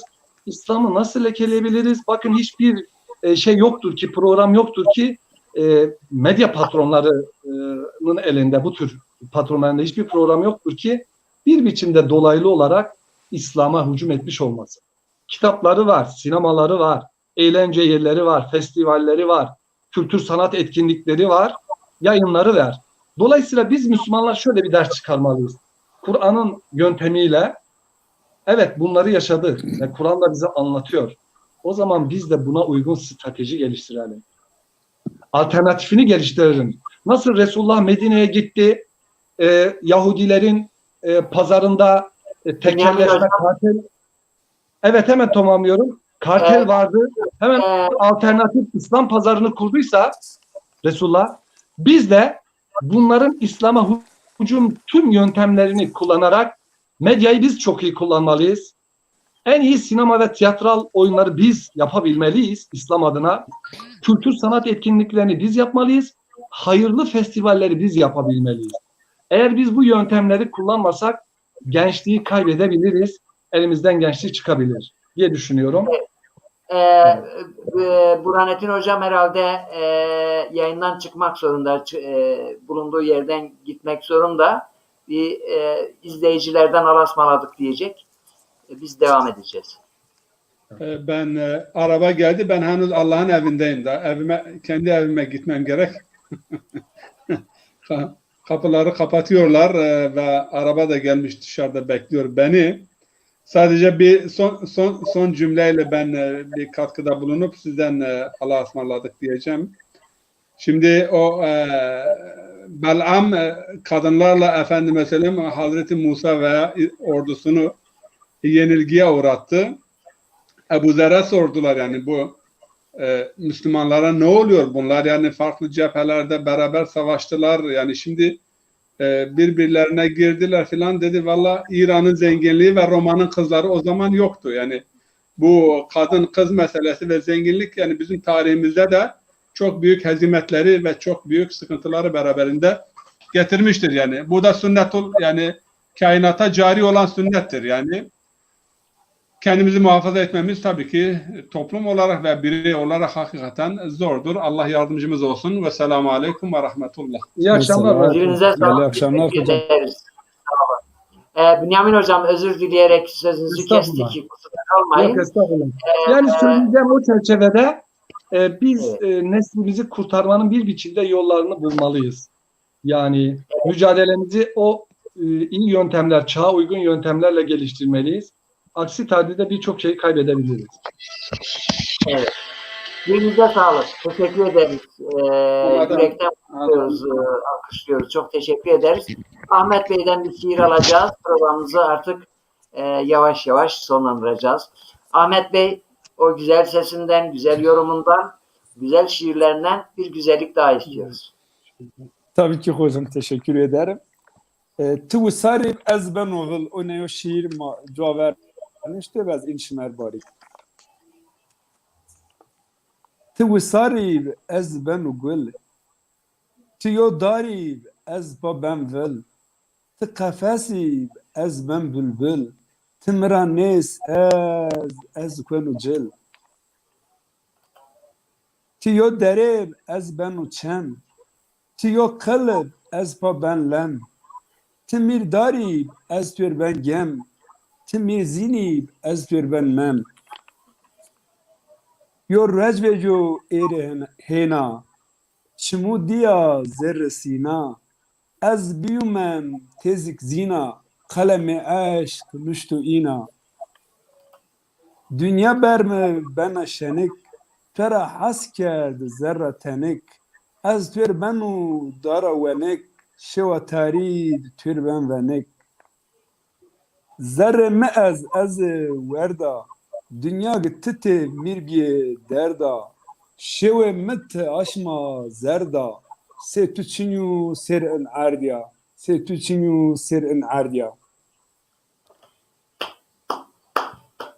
Teşekkür ederim. Elleriniz dert görmesin. Eyvallah. Ben önce sizden seyircilerimize veda etmesiniz, sonra Bünyamin Bey'den istiyorum. Ben de vedalaşacağım. Programımızı kapatacağım. Özellikle sana Herkese çok iyi teşekkür akşamlar. Ağzınıza, yüreğinize sağlık. Tüm izleyicilere saygı ve sevgilerimizi sunuyoruz. İyi akşamlar dilerim. İyi akşamlar dilerim. İyi akşamlar hocam. Yüreğinize sağlık, dilinize sağlık. Ahmet Bey. Çok teşekkür ederim hocam. Beni programa aldığın için teşekkür ederim. Bizi izleyen bütün dinleyicilerimize ayrı ayrı teşekkür, selam, hürmet ederim. Her şey dostlarla güzeldir. Bizi izledikleri için teşekkür ederim. Değerli hocalarımıza zaten çok kıymetlidir. Her zaman kıymet veriyorum. O biliminden, iliminden faydalanıyoruz. Onlara teşekkür ederim. Hayırlı akşamlar diyorum hocam. Asıl ben kendi adıma ve izleyiciler adına biz teşekkür ediyoruz. Programımıza şeref verdiğiniz için, bizi kırmayıp icap ettiğiniz için çok teşekkür ediyorum. Yüreğine sağlık. Değerli izleyicilerimiz, 5 Ocak 2021 Salı akşamı bu Murat TV ekranlarında Fikir Dünyamız programında bir konuyu daha öyle enine boyuna irdeledik, inceledik, sohbet ettik.